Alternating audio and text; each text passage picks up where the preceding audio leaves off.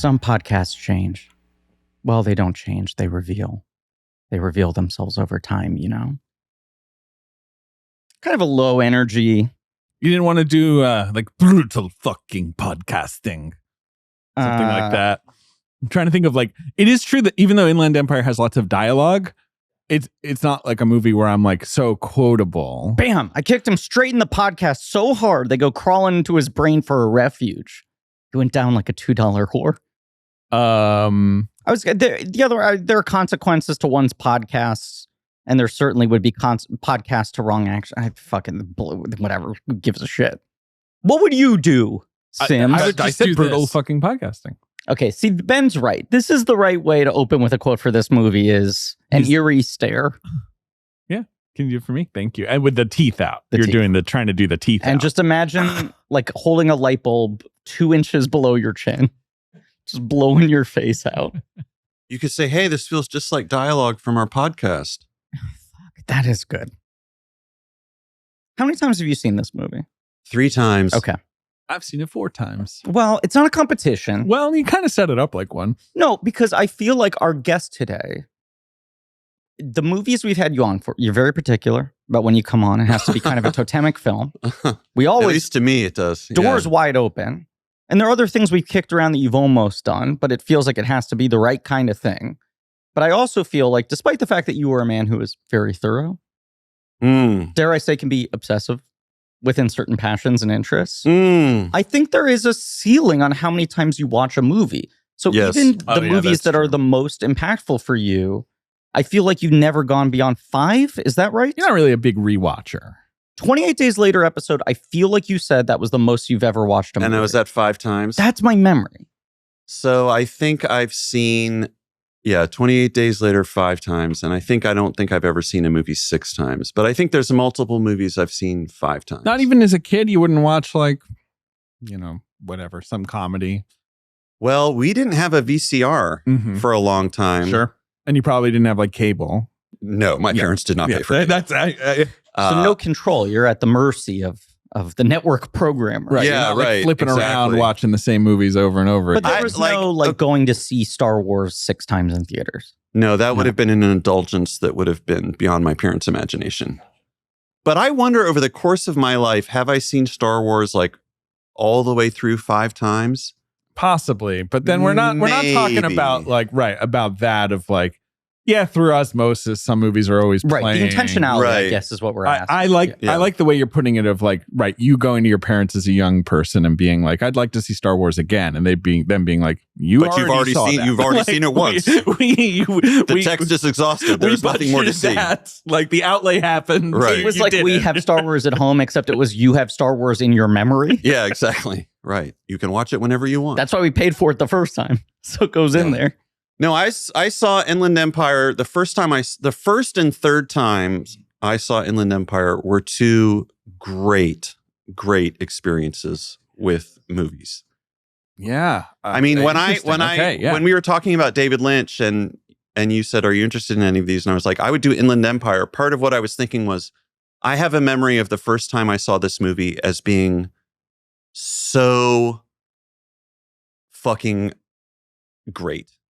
And since I agreed to do it, I was like, well, now I have to do my due diligence. I should rewatch it. I haven't seen it since it came out in the theaters. The fabled third time. And I saw it the second time with friends, which was good. And then the third time was, well, I can't wait to talk about the third time because the third time was really special. And I related to the movie in a way that I've never related to another movie. And for me, it took the movie to a whole new level where all of a sudden, like, this is my favorite thing David Lynch has ever done.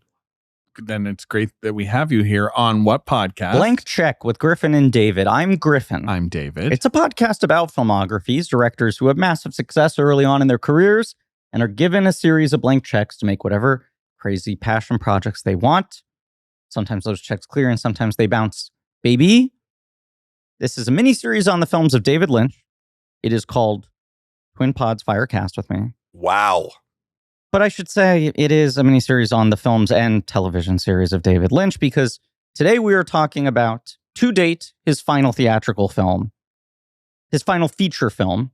But this miniseries is obviously far from over. Wait, are you guys doing Twin Peaks? Of course.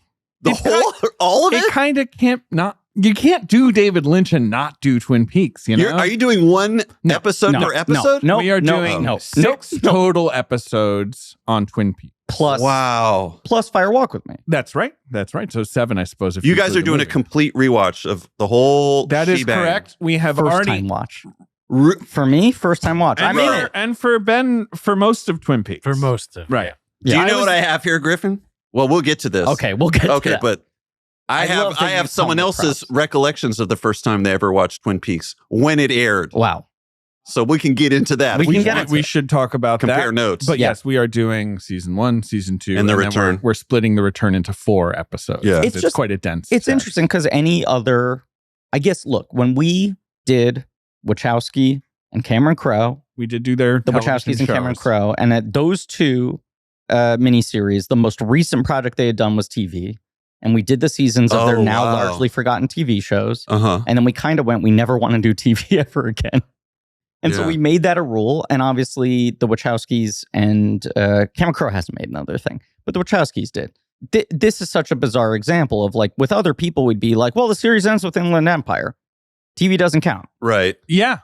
But I mean, obviously it's also, look, we did the Wachowskis and Cameron Crowe, and they didn't even like direct every episode of, but obviously Twin Peaks: The Return is, all directed by David Lynch. He made it all as and it won an award at a film festival, right? Like at Venice or something. They gave it to him, or it was on Sight and Sound as best movie of the year. We'll talk about it, but right, some people now try to sort of claim it as a movie. I used to be very resistant to that. Now that I know how he made it, I'm a little more open to it. He didn't quite make it as traditional television. Look, we're doing 4 episodes on The Return, and one of them will obviously be entirely devoted to whether or not it's okay to log it on Letterboxd. Right. We'll spend a full episode litigating that. It's an interesting conversation. Yeah, people love that kind of film analysis. Can you not put TV shows on Letterboxd or miniseries? It has to. David.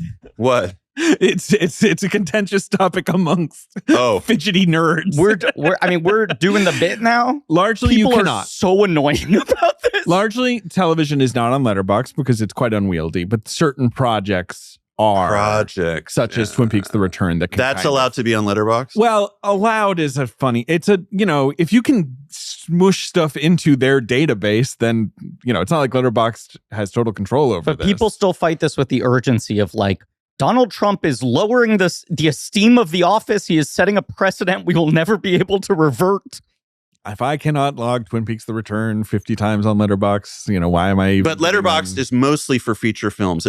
You can't like go and look up here's an interesting CSI New York on Letterboxd. No, it's not like IMDb where everything. Correct. Okay, got it. But here's an interesting thing on Letterboxd: you cannot log Twin Peaks. You can log Twin Peaks, the European cut of the pilot. You can, which was sort of a theatrical release. Yeah. Yes, Northwest Passage, it's called. Right. The pilot. So usually there's that kind of delineation, but then short films are on there and TV movies are on there, and it starts to get slippery.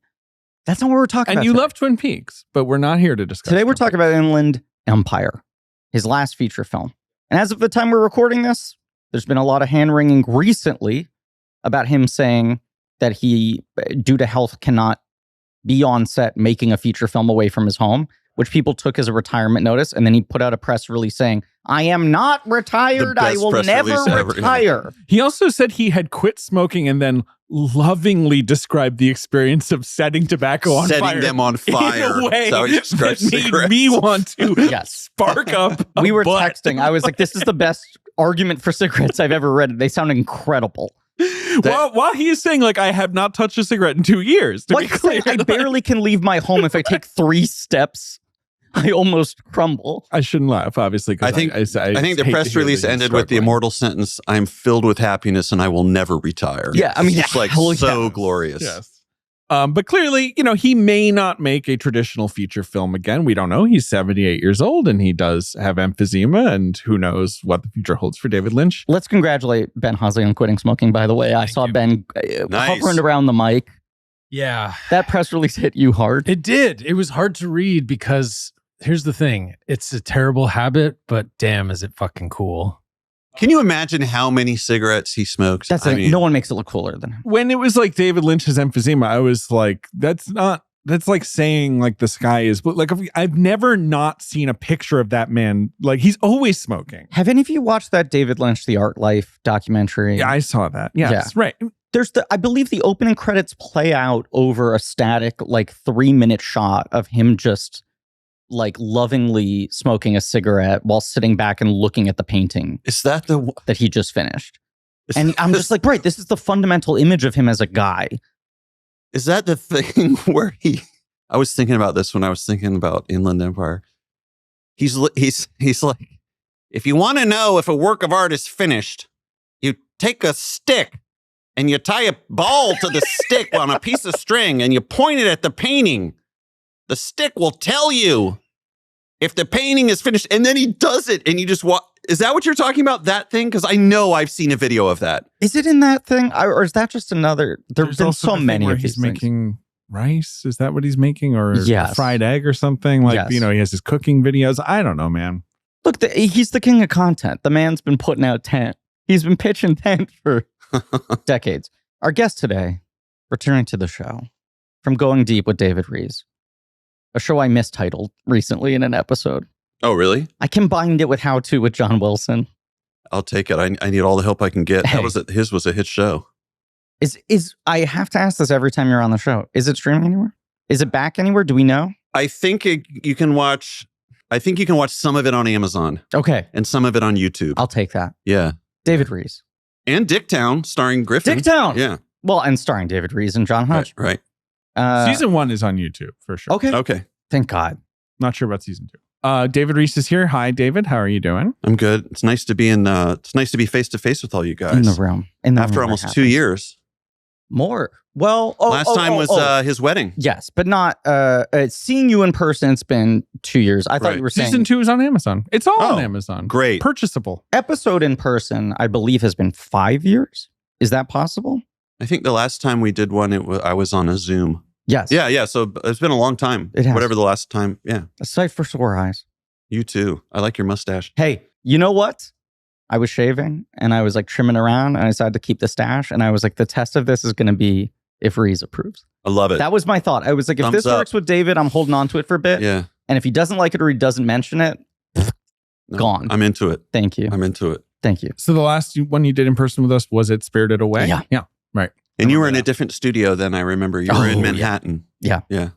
And since then, right, you've come on for 28 Days Later and something else, right? There were a couple episodes that almost happened, didn't? If we want to fucking crack open the books. Miami Vice was a thought. Oh, yeah. Yeah, that's right. You were going to do one of the Buster Keaton episodes. Oh, that's right. But then you wanted 28 Days Later. So yeah. Right, yeah. Because I live kind of near Buster Keaton's old studios. And you love that guy. I do. Yeah. I mean, so do I. Well, so do I. Nah, you don't think he's so great. Oh, you weren't into him? No, he spirited us doing Buster Keaton. He's a huge fan. Yeah. But I'm fascinated that, you had only seen this once. It had a massive impact on you. And then in your 2 revisits in prep for the podcast, it grew.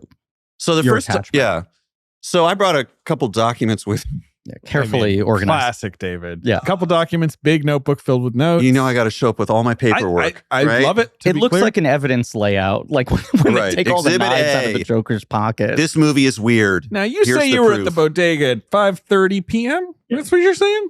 So I have 3 documents. Why don't I list the documents and you tell me in which order you would like me to present my case? Fantastic. The first is a green spiral notebook filled with, I guess, 6 pages of sloppy notes that represent my reaction and recording of the second time I watched Inland Empire. And when was that? Can we time that was last week. Okay.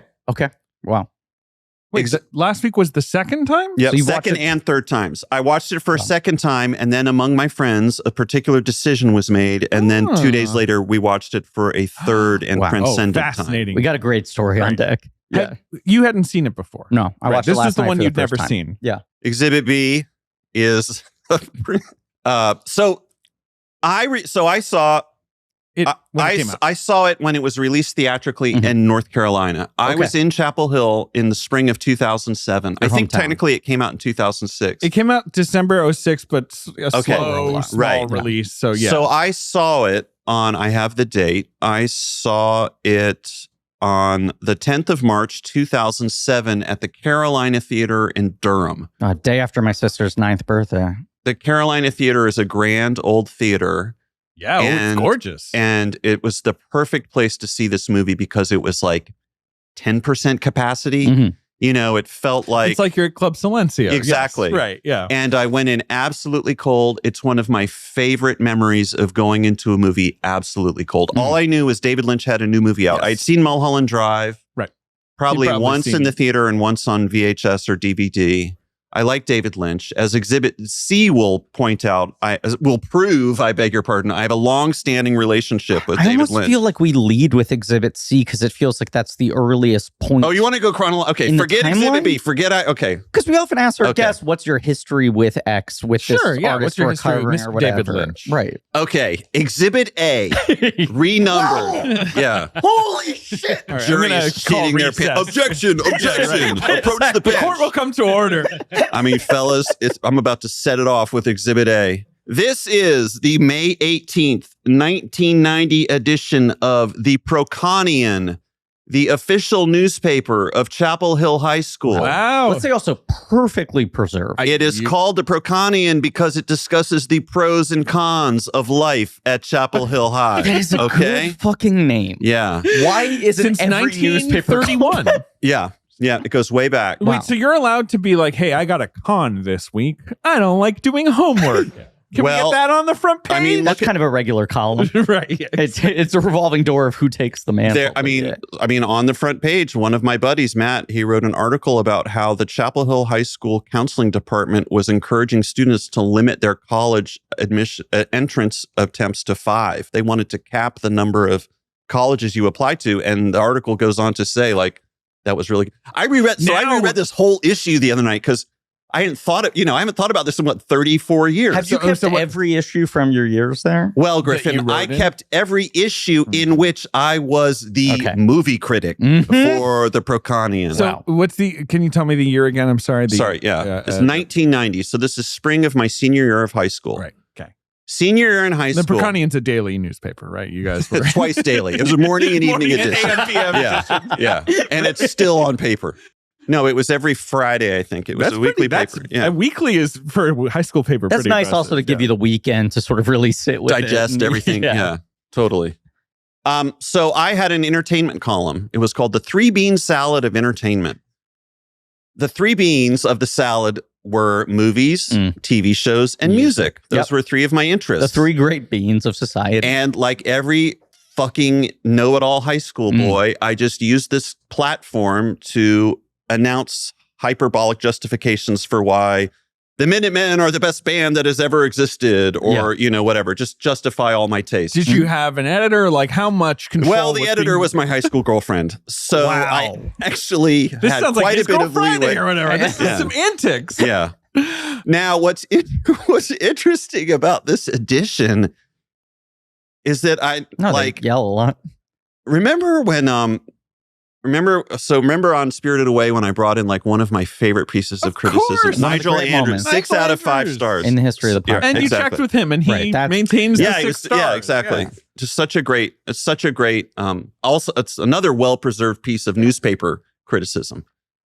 Well, the wonderful thing you'll remember is that was 6 out of 5 stars. Well, now when I paid close attention to page 10 of the Proconian, where the column title is, it doesn't say 3 bean salad of entertainment. It says 4 bean salad of entertainment. Whoa. And then the column begins, as Burger King says, sometimes you got to break the rules.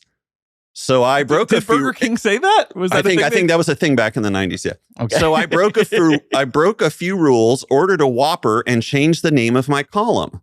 What is the 4th bean? Because now, of course, it used to be the 3 bean salad of entertainment, but now there's a 4th bean, right? So like Nigel Andrews, unknowingly, of course, I was like, let me acknowledge up front what you're all thinking, which is, what happened to the 3 bean salad of entertainment? Why is it now a 4 bean salad of entertainment? We've all gotten used to it. Right. We've all committed to a prism through which we understand society. Exactly. Yeah. What the 4th bean was, this week I decided to review all the comics in the Chapel Hill newspaper. Oh. So I added them as a 4th bean. The 4th bean is is the funny pages. The funny pages. Your Newspaper take on comics. Curtis or whatever. Yeah, exactly. Prince Valiant, 2 stars. The Born Loser, 4.5 stars. Kathy, 0.6 stars. Wait, you just bodied Kathy out of the room. Well, Kathy's funny. She likes chocolate. Do you want to hear my review? I mean, I haven't looked at Kathy in a long time, and you have to remember I was a high school boy and I was a total asshole, so it was probably some misogyny. But here's the review of Kathy. Kathy by Kathy. How do you pronounce her last name? Geiswhite. Geiswhite. Mm-hmm. I gave it 0.6 stars. It says, "Oh my." Here's the basic Kathy strip. Panel 1, Kathy sits behind her desk. Panel 2, she says. So you're doing. I haven't cold reading this. You're cold reading this. Yeah, I haven't looked at this. Panel 2, she says, it's so awful. Panel 2, she says, "I don't look good in a bathing suit." Panel 3, mass hysteria. Kathy yells, "Oh!" Panel 4, Kathy looks guilty. Lines of exasperation shoot from her head. Kathy says, "I need chocolate." There. Now you never have to read the stupid strip again.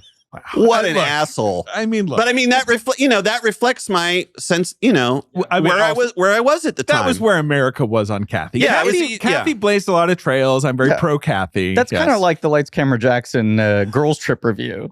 Oh yeah, what happened with him? No, it wasn't that. What was the one? Booksmart, where he said, "My grandmother always said, if you don't have anything nice to say, don't say anything at all." Right, and they just stares down the camera for a minute in silence.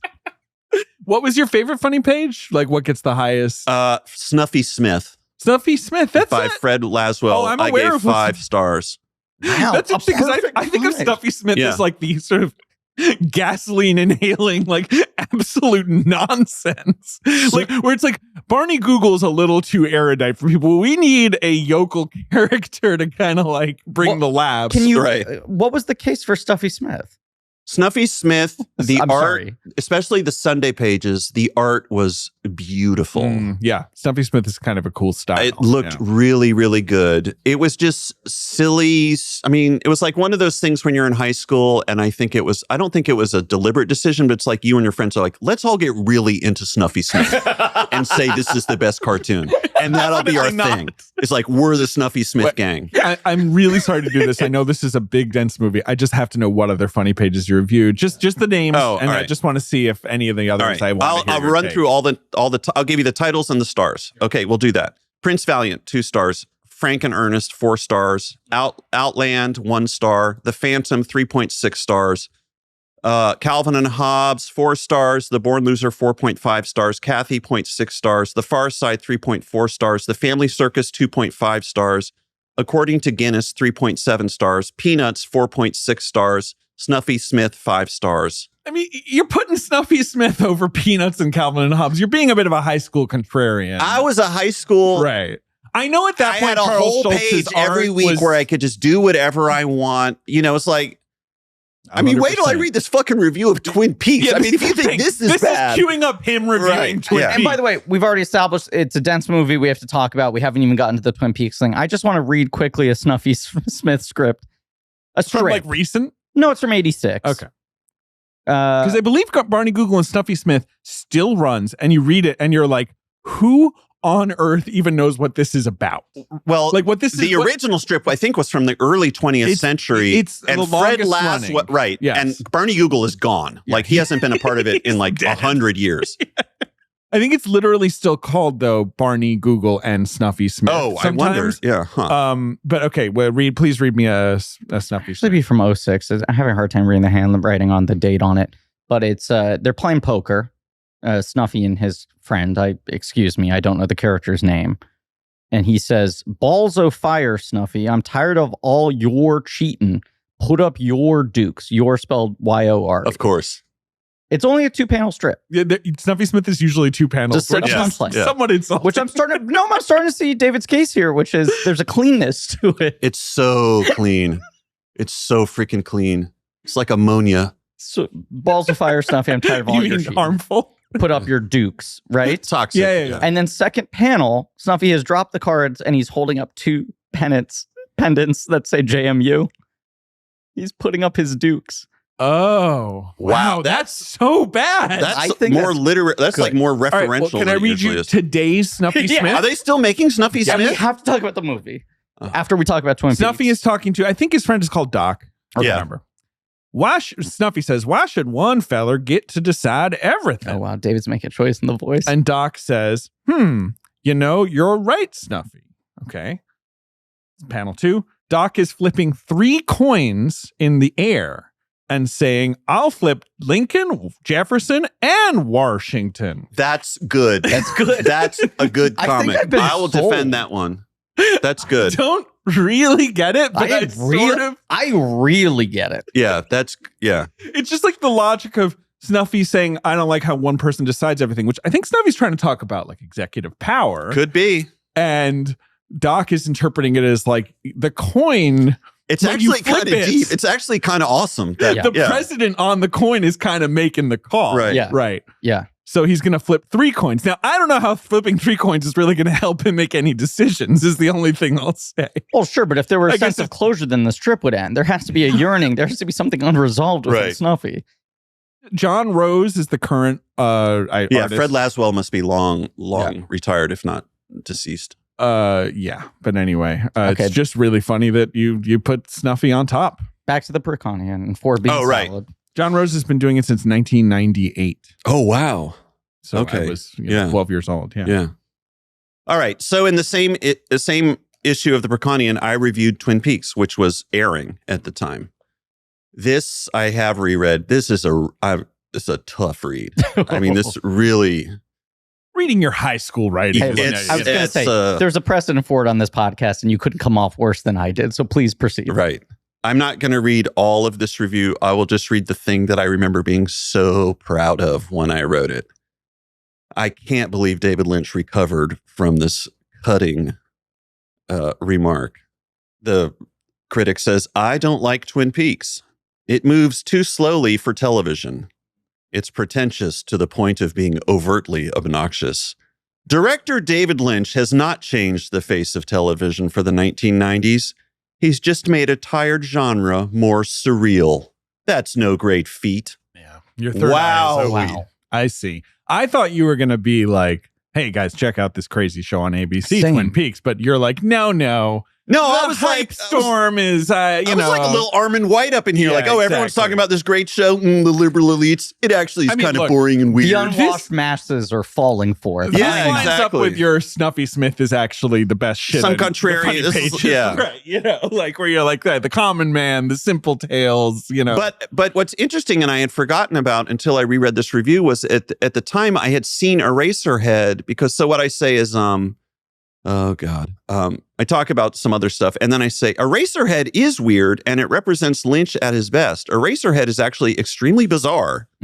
Hot take. And has some of the more disturbing images in the history of American film. Right, so you're like Twin Peaks too sanded down for it. Yeah. Right. But the weirdness in Eraserhead is not without purpose. It's a twisted sort of symbolism and makes the film agonizingly personal. Twin Peaks is not very personal. It's actually quite alienating.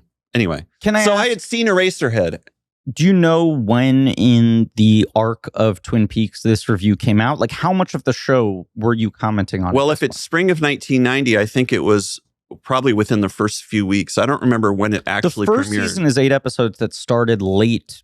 Like, it was like March to May or March to April or something. That sounds right. I'm just curious if you're like reviewing the pilot or if you're probably the pilot and maybe one other episode. Yeah. I honestly don't remember. Wow. Okay. Yeah. Okay. But I know I watched it. I mean, I would have actually watched an episode. Yeah.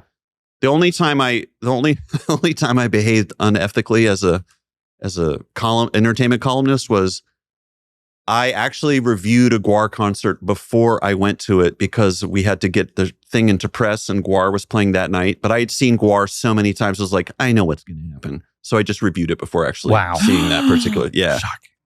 It's a little different from a long-running TV show. I tried to just talk about embarrassing high school newspaper things. Yeah, because there's definitely no like history of you saying like stuff on mic or in paper that might. So were you a high school movie critic? I had a column called Griffin's Top 5. That was it was usually more of it was a humor piece. It was I'd come up with a weird top 5 list. Maybe it was top 10. It was top 10. It was top 10. But I feel like at the end of the year, they'd ask a couple people to do end of year movie lists and you'd have like 4 competing ones. Of course. on the page. Yeah. I wasn't the regular movie critic. Right. I see. Yeah. And you wanted to put on that sex tape and they wouldn't let you? Yeah. Lucretia Martel's The Holy Girl at number 3, Paris Hilton sex tape number 10, I believe was my original list.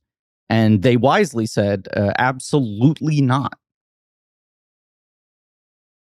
Anyway, David Lynch, great American artist. So you didn't like Twin Peaks as a young man. Did you come around on Twin Peaks or on David Lynch generally? I think before the Showtime thing started, I think I rewatched all of season 1. I don't think I've ever seen all of season 2 of Twin Peaks. I think I just bailed at some point. It feels like everyone does. Ben and I are currently working I did the through same it. thing with season 2. And okay. there is the certain point, I think, where we all kind of drop off with like right. a certain. And I think that's reveal. because he wasn't involved in it or something, or the other guy wasn't involved or something like that, right? Everyone was a little less involved and it was a little more chaotic. Right. I think there's much to love about season 2, but it's hard to feel motivated to watch it, especially before knowing that return is coming. Right. Where it's kind of like, well, I know this didn't really get to, kind of resolve itself artistically, like blah, blah, blah. But it is worth watching season 2 if you ever have the time to get to the final episode, which is quite amazing. I think I have watched the final episode. I think a lot of people just skipped ahead, which is understandable. And I've never seen the Twin Peaks movie Firewalk with Me. Oh, interesting. I would say it's quite good. I've heard that, yeah. But I have watched The Return, and that was a really special experience. Do you feel like Fire Walk with Me, is that the only Lynch movie you haven't seen, possibly? No, I haven't seen a number of them, I realized, coming over here. I've never seen The Elephant Man. My favorite. I think when I was a kid, The Elephant Man was always on HBO. I could be misremembering. So I don't want to say like, oh, I watched it like through osmosis, but I think it presented as so heavy and intimidating. Sure. That childhood David couldn't handle it. Maybe was just like, I'll never be grown up enough to watch The Elephant Man. Yeah. It's in black and white. Like what? So I've never seen that. And I've never seen The Straight Story. I think you would really like Rees. The Straight Story. Really? Oh. Yeah. I'm excited. I'm you excited can watch to watch it on Disney Plus. Yeah. If you have Oh, really? Disney Plus, Okay. yes. And I think I've seen all the other ones. I saw Eraserhead in middle school because I had this great book. It was called Cult Movies by Danny Perry. Have you guys ever heard of that book? He published 3 of them. And in the 80s, yes, I have heard of this. Yes, if you wanted to know about weird movies, he published these 3 collections of his like idiosyncratic personal essays and reviews of cult movies. Mm-hmm. And I turned me on to like a lot of amazing movies. And he wrote about Eraserhead and included some stills in the essay. I think there's a photo of the baby, and my friends and I are like, well, we definitely got to see this movie. And also at the time in the 80s, I lived in a college town. So like, I think at the record store, I think they had Eraserhead posters, the iconic image of what's his name with the hair backlit. So I think it was like an image. It was like, it had a currency. Like we talked you want about to see that yeah. in our Eraserhead episode, that it's just like, if you're someone who's kind of trying to find the subculture in any way. Yeah, right. Yeah. In art, that's just an image that somehow gets exposed to you at a young age. Right. I remember I had an Entertainment Weekly issue that I want to say was from 02 or 03. That was like their definitive ranking of the top 25 cult movies of all time.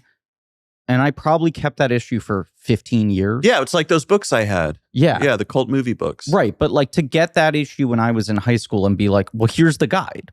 If I watch these 25 movies, right.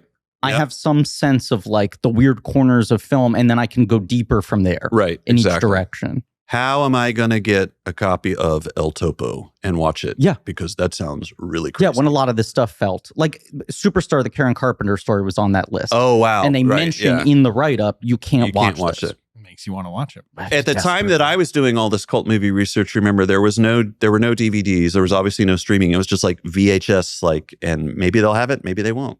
So Eraserhead was something that we really wanted to see. And I remember we had a slumber party. It was like, we got it. Tonight is Eraserhead night. And then we watched it and it was great. Yeah.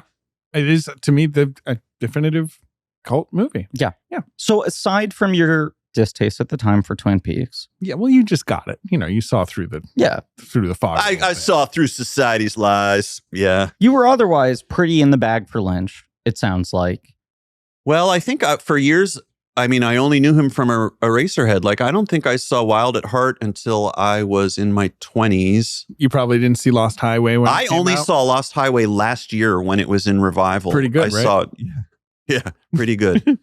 And Mulholland Drive, I saw in the theater when it came out, and then maybe once or twice afterwards on DVD or something. So let's take you to Inland Empire. And Dune, I never saw. Just check it out. I can't believe Hodgman has let you get away with that. Well, he summarized it for me like 50 times, but yeah. I remember once we were on tour and we were performing in Alabama in this great venue called the Bottle Tree. It doesn't exist anymore. And when it was over and we were hanging out at the bar, they were playing David Lynch's Dune in the background. And it was just like, I've never seen someone struggle as much as like John trying to be sociable and and talk to other people while also just like his eyes are watching fucking a movie fixated on the 80 times. Yeah, exactly. Right, yeah. But I've never seen that either. Okay. Because it just looks like, I don't know, man. Okay, so when you walk into Inland Empire in Chapel Hill in 2007, you're not like, David Lynch is my god, I'm obsessive, I'm encyclopedic. He's made a couple things that you love deeply. Yeah. I really, really liked Mulholland Drive. And I think that is like, he was just in the pocket on that one. Like he was in the sweet spot. And, there's just moments in that movie that are just so affecting. Just like, I think one thing that David Lynch does better than anyone, he does it in the final scene of the Twin Peaks: The Return. He does it with Naomi Watts masturbating in Mulholland Drive. And he does it in Inland Empire, is a sense of almost just like cosmic desolation. Yes. Just an utter... reduced to rubble. Someone who has been reduced, like... a hollow feeling that is so haunting. Yeah. Like it woke... Like when we finished watching The Return, like it woke me up that night. That shot of him where he's like, what's the line? What year is this? Against an absolutely black sky. They must have CG'd the sky to make it just totally matte black. And the same with Naomi Watts in Mulholland Drive, when it's like you're back in reality and the brick, she's masturbating and that brick wall is like, it's like going in and out of focus or whatever it is. It's just I think that's really rude because I usually jerk off to walls, It's well, if they have the right curves, if it's that kind of like, what is it? It's almost like a stucco kind of thing. Yeah. It's, I think he's so good at that. And it's also a feeling that, anyway, so when I went to see Inland Empire, it was like, I like David Lynch. I'm not gonna... You're not there with two like flags being like, this is my biggest... It's like, oh, David Lynch has a new movie out. Right. Like, I've never seen a movie at the Carolina. It's supposed to be a great theater. I'll go see go check it out. Yeah. And what's interesting is when we get to Exhibit B, one of the reasons that this memory is so special for me is that I remember it in the context of thinking, that was a great year for me going to the movies. 2007. Yeah, we were talking about this, right? It's nuts. A great year. Well, yeah, right. Because this falls into 2007 for you. So 2007 thought of as sort of like a high watermark. It's kind of a second 1999 of a lot of major young American auteurs. So Exhibit B is a printout of my Excel spreadsheet that I kept for tax purposes. I was a freelancer, so seeing movies was a tax write-off according to my accountant. So I have like over 20 years of just like all the movies that I paid money for. And I mean, it's crazy.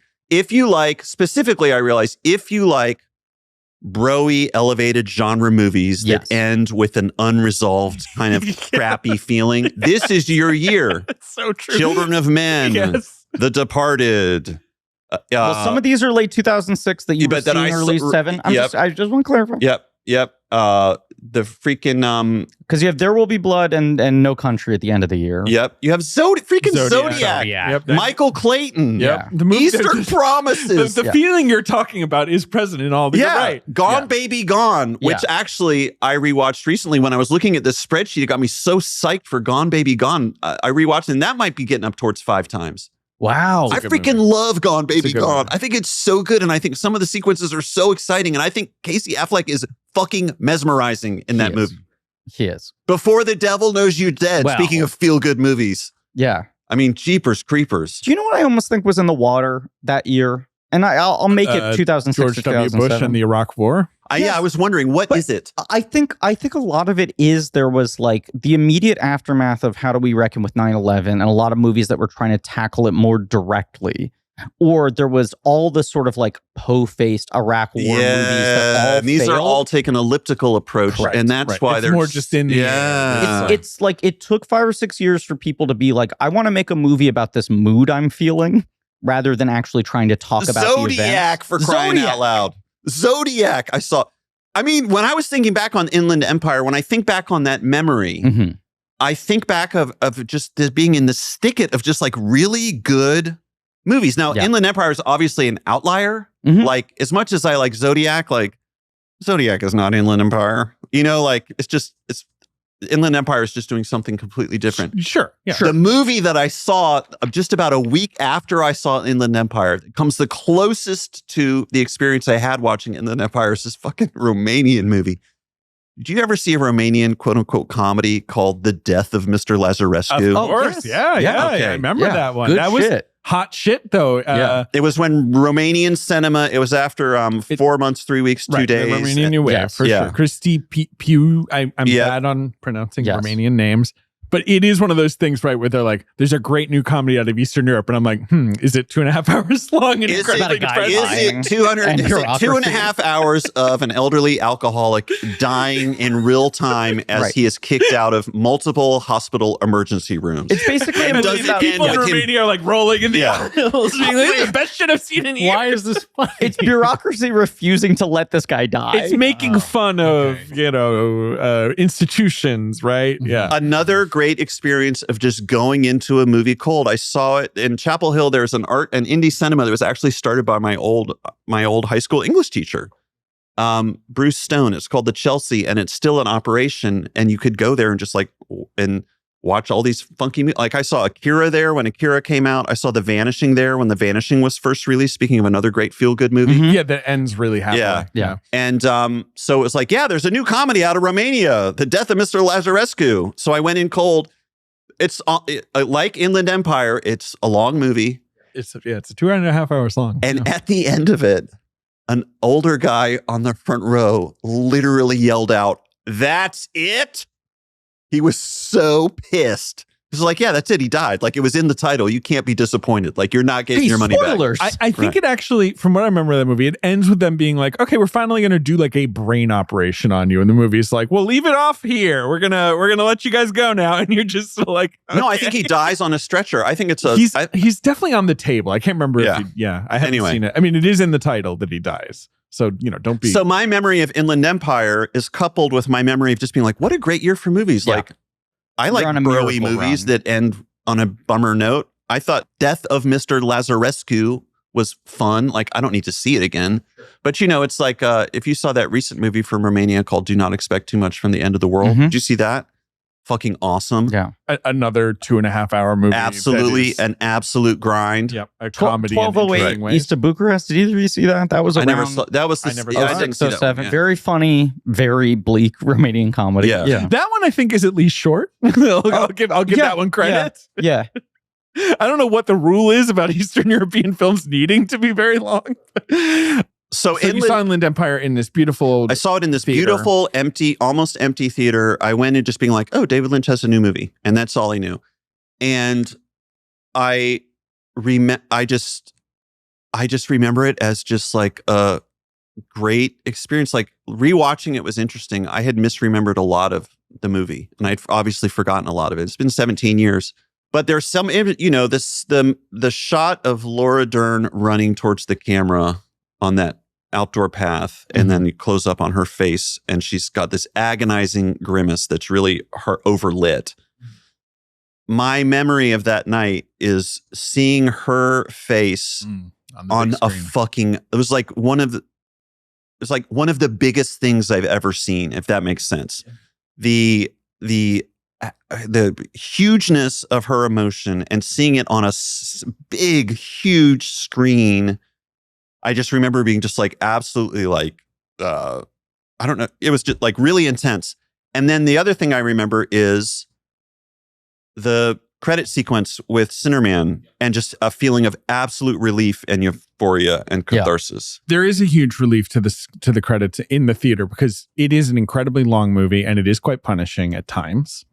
And the ending is fun and the music is so good. And there's just that sense of like, okay, I can kind of turn my brain back into low power mode a little bit. I've been straining, especially the first time you see this movie, I think you're like, I've been straining to kind of keep all these plates spinning and try and think about what they are, while another part of my brain is like, don't worry about it. Like, just soak it in or whatever. But if you're watching a movie, you can't help but try to grasp a narrative, I think. Absolutely. Unless you're very, very used to like avant-garde cinema where you're like, oh yeah, sure. Like, I'll just bathe in it.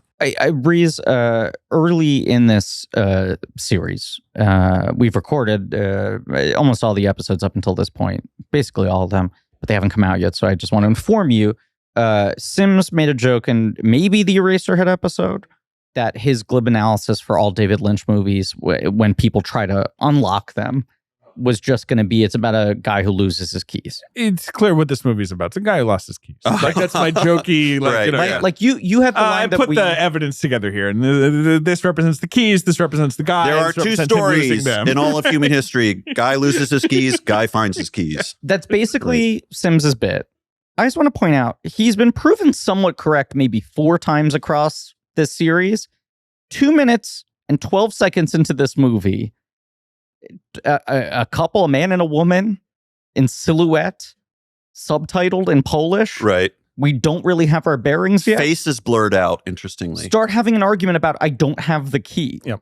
It's like true. 4 of these movies Mulholland do Drive involve has key imagery, finding losing keys. Yeah, he's into keys. Key stuff. You're not wrong. There is a lot of keys. Passageways and portals. I mean, that's obviously like one of his recurring motifs and obsessions. Right? You had your line on, I think, the Spirited Away episode where you said that you think all movies are puzzles or dreams. And it's a thing we cite a lot and think about a lot on this show. And I think, well, not all movies, but like movies that you sit with and you know what I mean? Like, no, Flubber is a puzzle, you know, there's ones you ruminate on, like you think about, right? Like, can it be solved? Like, is it about finding the solution or just like being in a feeling? Isn't what's interesting about Lynch that he kind of makes films that are simultaneously puzzles and dreams? Well, that's why I think Mulholland Drive is in the pocket. Yeah. Because that's in the sweet spot. It's the best version of that. Because you can watch have fun with it as a puzzle or not. You can watch it both ways. Right. Inland Empire, I think you can't solve it all the way. I mean, this is the reason that I've really come to love this movie, is I think part of it was that, you know, it was like improvised. Like, he didn't really have a script. Like, he was just like riffing. And we can talk about that. We should crack open the dossier. But I watched this movie last night for the first time with the, like, I'm not going to try to solve this because I understand the way he made it. Right. It's not as intentionally designed with a like simple codex in his mind.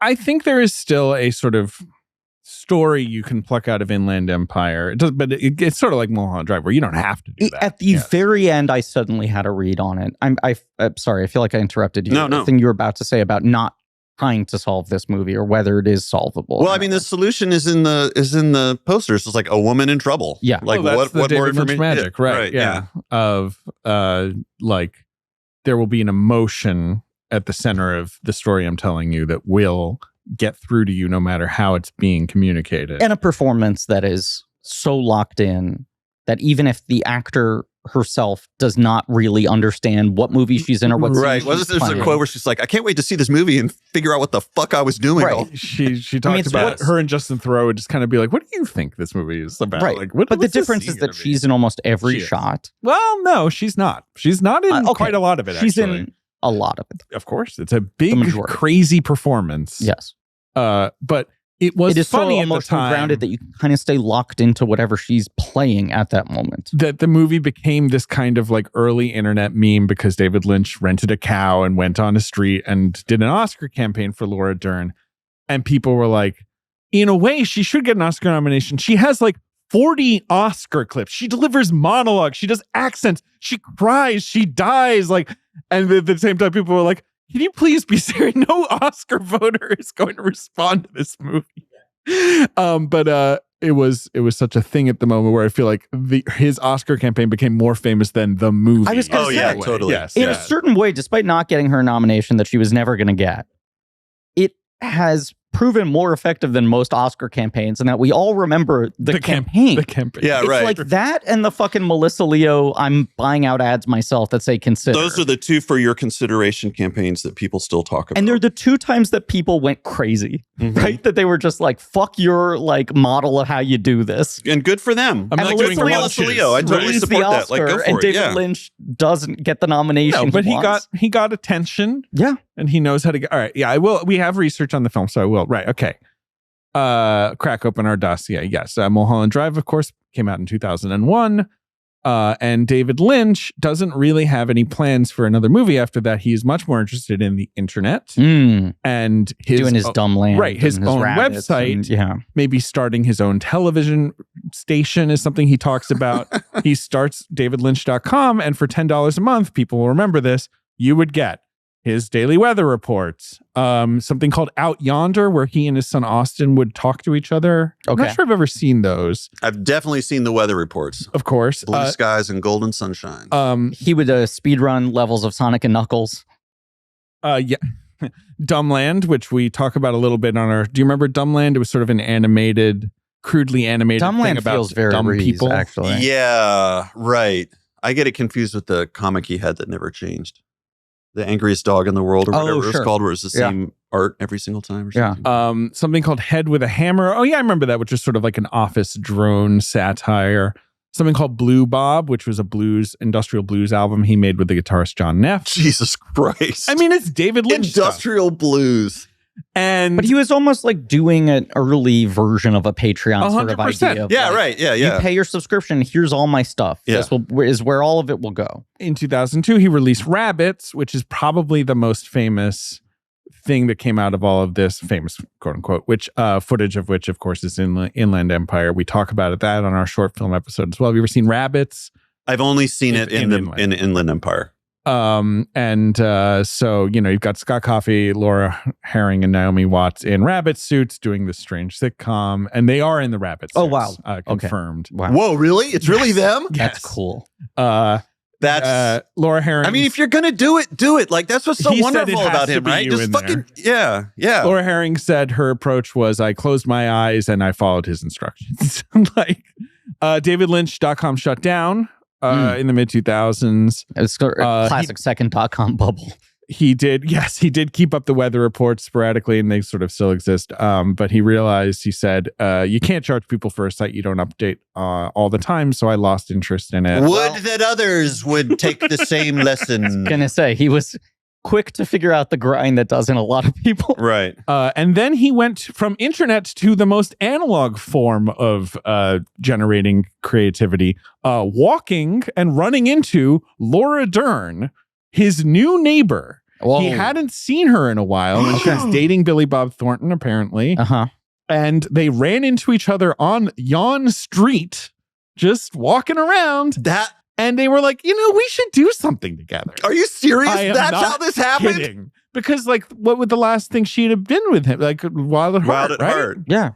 It had been 10 years. more than 10 years. I just want to quickly. Oh, and Blue Velvet. I've seen Blue Velvet. Sorry. Yeah, of course. Of course. Right, I okay. figured you would have seen it at some point. Don't spend time on this. I just want to quickly just jump back and circle a thing that I think people forget, which is that Billy Bob Thornton left Laura Dern for Angelina Jolie. Yeah, he was dating some really fancy folks. In that crazy, whatever it was, 18 months, 2 years of the Billy it's Bob like Angelina thing, the quiet narrative was, and Laura Dern is sad. Right. That he had dumped her. Yes. Do you want to know something really crazy that I remember about Billy Bob Thornton? I think about this so often on Fresh Air with Terry Gross, the interview show. She once interviewed him, and he was like, I really get freaked out by old furniture. Like, I can't buy antique furniture or secondhand furniture. It like freaks me out. It really disturbs me. I have to buy new furniture. I think about that all the time. I believe. Do you think there's a point at which his furniture becomes too old for him? Yeah, I wonder. Yeah, right. Out? Exactly. Right. Yeah. Anyway, I believe he has held up film productions if they set dress. The thing about him is his phobias and hangups are complete and unbreakable. Right. Yeah. And there are many of them. It's not an affectation. But I know the antique one carries over into all aspects of his life. I love that. They ran into each other and they're like, we should do something together. So David Lynch is like, let me just film you doing some stuff. And she says she did tell her agent at CAA, I'm going to do this. And her agent was like, what's he paying you? And Lynch said, well, the internet rate is $100. And so he paid her $100. And they shot this lengthy monologue, which is, basically lots of it is in the film, which is her talking. They're called the Mr. K monologues in the film, but it's her when she's talking with this sort of Southern accent, recounting these things to a bespectacled man. One of the actually creepiest characters in the movie. Yeah, he's pretty creepy. Performance is so unsettling. The guy behind the desk. It's all shot in his painting studio, which they made a sort of set inside of. Mm-hmm. And she started speaking, and they stopped twice, once for an airplane, once to reload the camera. Just apart from that, they just did long, 45-minute takes. But we should emphasize, they were not reloading the camera with film. No. Because this movie is not shot on film. No, you love to come on for movies that were shot on fax machines, as you like to say. Griffin, what are you looking up? Eric Crary, who plays Mr. K, yes, is kind of a Monty Montgomery situation. Right. He's a film producer, right? Here are the titles he held on this film, Inland Empire, okay? He, of course, functions as an actor playing the role of Mr. K. He also was associate producer. He also was production supervisor. He also was camera operator at times. He was part of the construction team. Mm-hmm. This is how all movies should be made. It's certainly is how this one was made. Yep. I mean, is the camera supervisor just someone who's like, hey, could you turn it on? I'm like, maybe. Yep. Like, make sure there's no film in that camera. Make sure that thing looks like absolute garbage. He was Mary Sweeney's assistant on Mulholland Drive. Yes, right. Okay, so you're like, here's his he's just in longtime partner, creative collaborator's assistant, who then he's like, I'm working on a new thing. I don't really know what it is yet. Can you come and be the person Laura Dern monologues to? And also, as the project grows, he starts putting him in all these different places. They do this, and producer Jay Singh recounts that Lynch afterwards was just like, what if this was a movie? And was just very excited. And so 2006, still a time where a lot of people would look at that and go, well, what we should do is reshoot this on film in a proper set. Never going back to film. Yeah. Never going back to film. My biggest cultural memory of this movie, having not seen it until last night, but remembering reading reviews and interviews at the time, was that he kept on referring to, and I don't know if this is in the dossier, the digital camera as my beautiful little ugly thing. Right. That he was in love with, we'll talk about it, but he could have shot this on higher quality digital film. It was available to him. Right. He shot on very low quality. He liked that it was ugly in a way. It looks so, it just makes it looks forbidden. It looks like you shouldn't be watching it. It's perfect. So he starts writing pages. Jeremy Alter, who's a location manager on Lost Highway, a friend, starts helping him type pages up and stuff. And they would just sort of sporadically shoot things. They refer to Jeremy Irons coming on board as the moment from when the film shifts from a project they're working on to a film they're right. Like Jeremy Irons, I guess, makes them all be like, I guess we should come correct and act like this is a feature, not just weird David Lynch shit. So that was one of the things. Structured. Yeah. And his performance is completely naturalistic as opposed to everybody else who's acting like they're in a dream. Mm-hmm. And when he showed up, when I rewatched it for the second time last week, he was one of the things I'd forgotten about. It was like, what the fuck is Jeremy Irons doing? He's lost. What is he doing here? Not to mention Mary Steenburgen and just all these other... William H. Macy basically reprising his role from Seabiscuit for one shot. Yep. There's more of that on they filmed plenty of... that's the whole thing. They're just filming stuff. David Lynch insisted that he could smoke at any location where he was shooting, so they had to find strange locations to film. Because it's the 2000s. Smoking is going out of vogue. Smoking in public places is going out of vogue. He would do things hey, Jeremy, write this down. I need 6 black dancers, a blonde Eurasian with a monkey on her shoulder, a lumberjack sawing wood, Natasha Kinski, right, that's for the credits, the closing credits. He would basically just be see if you can find this.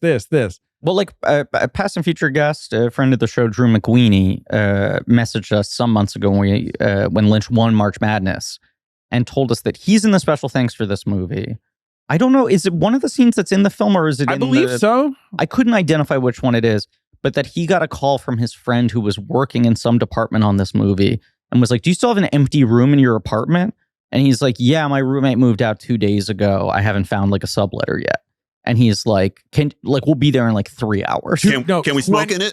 20 minutes. 20 minutes. Yeah. He shows up. I have the text here. Okay. And he's with David Lynch. David Lynch is like, can I use your room to shoot my new film? Drew says, yes, of course. And that night, right. So not even like he later. Thinks it's like, oh, this is a location scout. You'll get back to us in 2 months. You'll come here. Not on this one. He shows up with Mary Sweeney, a cameraman, Laura Dern, 4 young European women, shoots for 5 or 6 hours. And after that would call Drew every few weeks and ask him what Drew says was just random questions about things. Wait, David Lynch would call him? Yes. Cool. It's cool. And that's why he has a special thing. But yes, Dern always said, like, I'd wake up every morning and go, I wonder what we're going to shoot. And I'd like arrive on set and he'd deliver me pages he'd written the night before. But also that's how like all of the department heads, if those even are really proper titles on this film, right, yeah, are processing it. And then everyone in real time is sort of like, great. Like it's a movie made like it was chopped or something, you know, where it's like, here are the ingredients. Now figure out how to put this together in the next 6 hours. Right. Shake it all up in this big metal bowl. As Lynch says, I never saw any hole, W-H-O-L-E. I saw plenty of holes, H-O-L-E-S, but I didn't really worry. I would get an idea for a scene and shoot it, get another idea and shoot that. I didn't know how they would relate. Production lasted about 3 years. Initially, it was self-funded. At a certain point, he goes to Studio Canal and he's like, I'm making this. It's going to be vaguely this. And they gave him a few $1 million. He's obviously shooting it on a Sony PD-150. But what's also big here, he is credited as the cinematographer. I think in a lot of the film, he is physically the one operating the camera. He is the cinematographer, editor, and composer. Like, you know, a lot Mary of his... Sweeney obviously usually did his editing. And he said, in this case, like there's no script to go off of. There's no order to put these things in. I was the only one who could edit it because I was the only one who had any sense like of looking at the footage and trying to figure out what it meant to me. But I think the whole point of the process of this movie is him just being like, how do I basically reduce this art form to like pencil on paper? Like even from the time he's at AFI, it's like, well, you need a crew of a certain size and you need film and it has to be processed and there's a structure and all of this sort of stuff. You know, like film schools do not just teach you the creative aspects and the language of film, but they also try to train you in like how to behave like a proper film production. They try to teach you how to be like upright and upstanding and have everything covered. And this feels like him at this point in his 60s being like, how do I turn filmmaking into something as direct as my painting? Where it's like, I'm just moving, I'm holding the camera, I'm writing stuff, I'm handing it to people, I'm cutting it. I'm just like, it's whatever I fucking feel like in the moment. The way he talks about it is also how Soderbergh talks about it. This liberation of like, I don't have to take all day setting something up. Like we're no longer bound to, he calls film a dinosaur in a tar pit. Much like Soderbergh, he now has kind of gotten over it. It's not like he doesn't like digital anymore, but now he's like, film's nice. And yeah, I might use it again. Who knows? You know, they kind of get nostalgic, I think. But there's something liberating, I think, of just like, oh, I just put the camera here and we're ready to go. Liberating is the word. But Soderbergh is so often working with writer collaborators, working with some kind of like pretty fixed, honed piece of text. And then he likes the challenge of like, how do I simplify the workday around this, the process, the language of the movie itself. Lynch is also like generating the language in real time. Yeah, it's real. I mean, I think one of the reasons the movie is so exciting is it's so intuitive. Everything about it, right? The shooting of it, the writing of it, such as it is, and then the editing of it, obviously. So in a way, you know, David Lynch is all into meditation and all this kind of stuff. I haven't heard that. And this feels like the closest he gets to, I don't know what you call like a flow state or whatever. Yeah. And he did it for a whole movie, which was like bonkers. Like over 3 years. On and off, obviously. Right, but like, yes, he was. But I can't remember another movie that I've seen. I can't remember another feature film that I've seen in a real movie theater that is so intuitive. No, I don't think there's another film quite like this. And a lot of it is like the process and him having a reputation. Right. I don't know if those could make him. That people could trust him to do that. Exactly. That he had, like, in certain ways, it feels like this would be a lot of people's weird first film they made. Yeah. Exactly. I think before they figure out how to hone their thing. This is basically an avant-garde film, and it is the only avant-garde film a lot of people have seen because they saw it because it's a David Lynch film with Laura Dern in it. Like famous people are in it and stuff. Yeah. And it's kind of got a foot in each world a little bit, versus like something you would see at a art museum or at a, at the But that's why it's so damn good. Because movies always have to have a screenplay. And like screenplays are great, but it's like they're for nerds. No, but seriously, don't you kind of think don't you kind of get sick of it after a while? Like of course. Like a good movie and it has a screenplay. Oh, the script is so good. Oh, I loved how they resolved act 2, blah, blah, or this character's theme was blah. Sounds like you're doing a direct impression of this podcast. But you know what I mean? Like I like good screenplays. They're a lot of fun. But there's something they make movies really good. But to go, I mean, this is the thing about like to go to a big theater and sit in the dark at this massive screen in an almost empty, I remember it as almost empty theater, and just watch a terrifying dream. Yeah. And knowing on some level, this is inexhaustible. Right. Because I will never be able to solve it because it wasn't made with that part of the brain or something. Like this is intuitive. This is pure emotion. And there's just like you can solve it. Like, oh, she is the Polish prostitute, or oh, the family in the house wasn't her family, quote unquote. And by her I mean either Sue playing Nikki or Nikki. Like, who cares?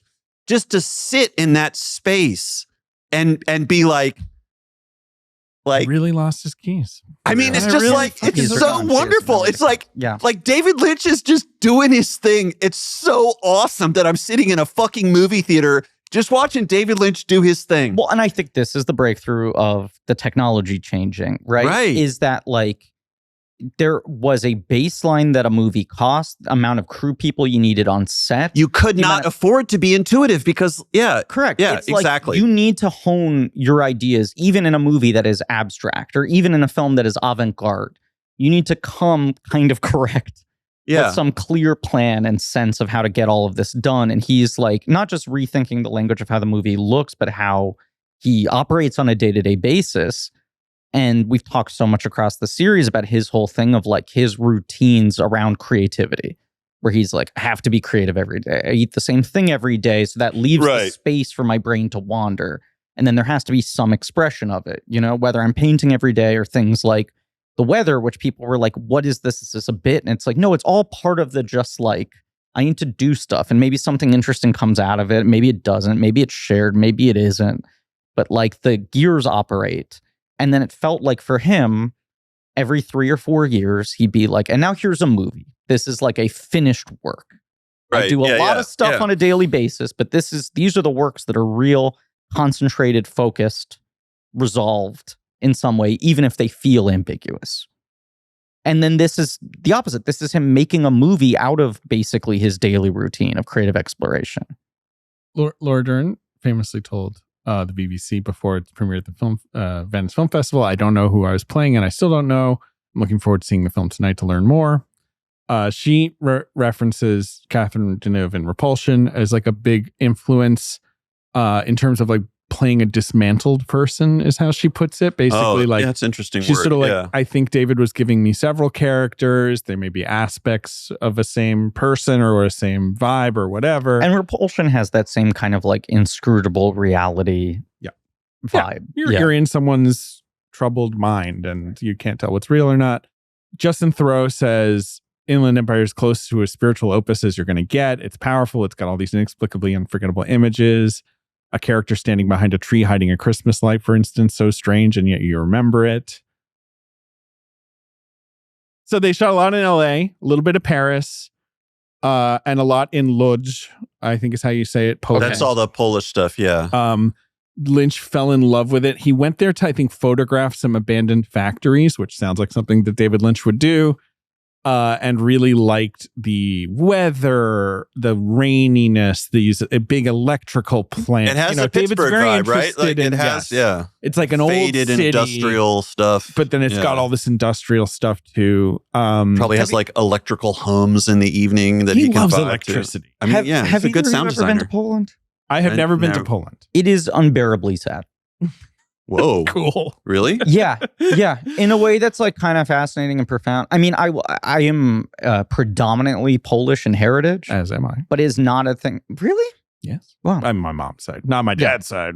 I'm They're 50% all, Polish. Scots and French or whatever they are. My family has like no sense of like Polish pride.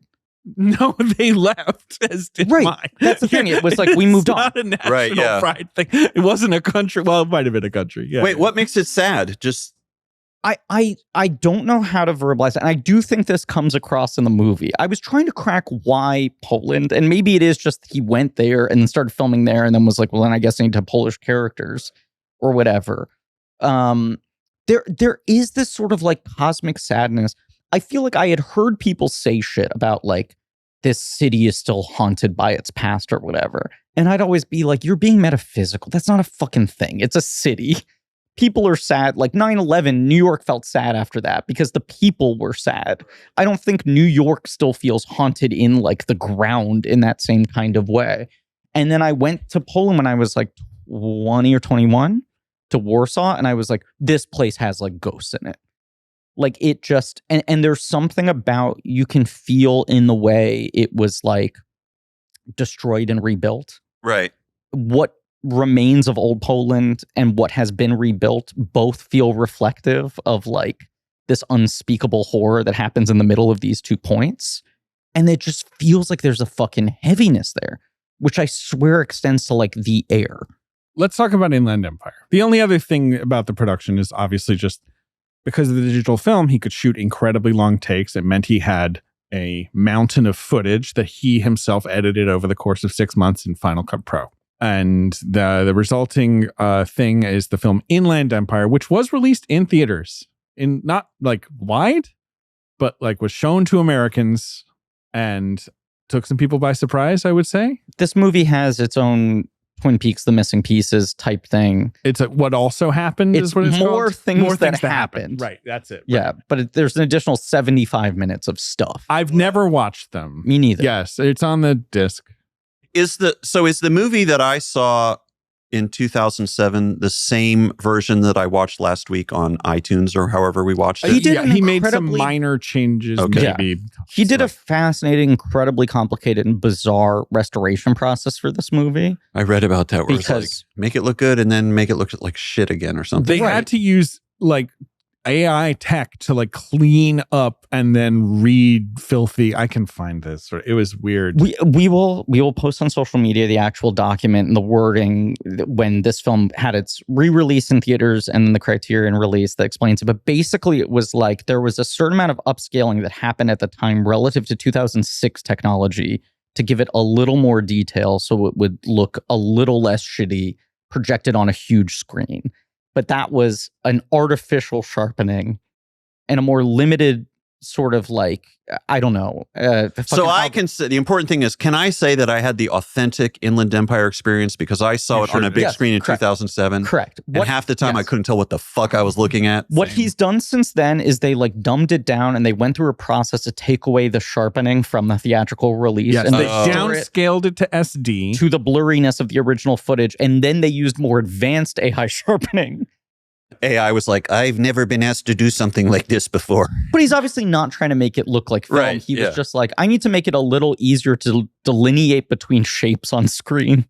So yeah, And it was like 7 passes complex. back and forth to, yeah. I did see this restoration at the IFC Center, which to me is like where you need to see a David Lynch movie because the IFC Center is such like a hallowed museum of like early 2000s New York film culture. Absolutely. I still like going there to see anything. It's Yeah. a totally nice place, Bob. But you know what I mean? Like that reel they play in front. Do you know what I'm talking about? At the IFC Center, they play this reel of like, oh, like directors come here to talk about their movies. And it's so much fun. the same reel from like 2006 of like, you know, Spike Lee discussing Passing Strange or whatever. Right. Where it's like they've never updated it. It's Yeah. sort of adorable. I like places like that. Yeah, me too. But I also feel like original run this movie played for like what felt like a straight year at IFC, and even the restoration release felt like it played for a Yes. very long time. I think it's just regularly playing there. Honestly, It's it kind of has big never IFC been gone movie in a weird Yes. way, more than his other films. Wait, so when you saw it the other day, did you see it on I the saw it theater? last night. I projected it here on the screen directly behind you in the office. Okay, all right. Yeah. What'd you think? I will admit, it is a slightly hard movie to talk about, having seen only once. I felt like some of it is inscrutable. I was very engaged by parts of it. I was like, I have no idea how to talk about this. And then truly in the last 30 seconds, I was like, before the end credits, I was like, oh, I think I have a handle on this. So what's your take? I don't know if my take is super reductive and dumb, but I think it's truly his movie. And it makes sense that this is what he would get to as the through line from the process of how he made it, which just starts from, I should film Laura Dern doing stuff, right? I think this is his movie of being like, what is acting? You know, like certain directors will talk about like, I am mystified by the process of watching great actors work. Directors who are up there close with them, holding their hands, and are still like, there is some weird supernatural conjuring where they're able to pull something from the depths of whatever it is, their subconscious, their memory, their research, whatever it is, right? And here's like David Lynch going through these experiments of filming Laura Dern doing stuff. And he's able to give her shit without context. He's able to pivot wildly, give her no prep time, and somehow, without fail, she constantly drops into something that feels incredibly rich, specific, honest, earned, deep. And I think as the movie goes on, he's starting to like try to make sense of like, what is this? I understand my own creative process and my conversation with my subconscious, my unconscious, you know, and trying to get to a flow state and everything. But the idea of physically embodying that and making it something that feels real enough that it passes people's bullshit test in this fake medium, right? Which he's sort of trying to collapse the wall of the medium in real time. When you get that final shot before the end credits of her sitting back on the couch, it's like in this Mulholland driveway, this whole movie has almost been a contemplation of how to figure out this character. And you saying like, she is the Polish sex worker, right? It's like, well, part of it is, okay, she thinks she's just having to engage with this text. And if it's about a relationship, then does she actually need to sleep with the guy? And then she finds out, oh, this is actually based on an older film and there's a Polish curse connected to it. So then she's going back to the original text. Gives me goosebumps. But then I want to talk about that part. Like, it's so figure crazy. out like Polish history. Like right. It's the way you'll hear certain actors and sometimes it feels kind of foofy and academic and you're like, is this actually necessary? Of like, well, of course, I had to read 10 books about Poland because the character is Polish, even though it's a present day film or whatever. Like the feeling of the lines being blurred of like, you think you're watching an hour of this woman's life decay. And then that at her absolute lowest point is followed by Jeremy Irons being like, and that's a wrap on, we're done with her scenes and now back to her. Like the whole movie is just like, what is this weird fucking thing that some people are able to do? That is such an interesting take. It is. I would have never thought about any of that. Maybe because I'm not an actor, but I will. That's my fear is that I'm running it through the prism of my own experience. No, but that makes sense. Because I just think of like the opening of the couch, right? Before she gets the monologue from Grace Zabriskie. This thing that's also implanted in her head that sort of then becomes like part of the process in the way that actors will talk about like, you know what? This weird other thing happened to me when I was filming. And it wouldn't seem like that had anything to do with the project, but it kind of got worked into my performance. Yeah, right. It's like, oh, that story starts to become a thing. The whole thing is like, I have this exciting audition. And it's she really wants to get the role. Right. This woman just sitting kind of like cross-legged on a couch, just thinking about like, how do I get my head around this character? How did the movie make you feel? Uncomfortable, I would say. Sure. Yeah, confused and uncomfortable.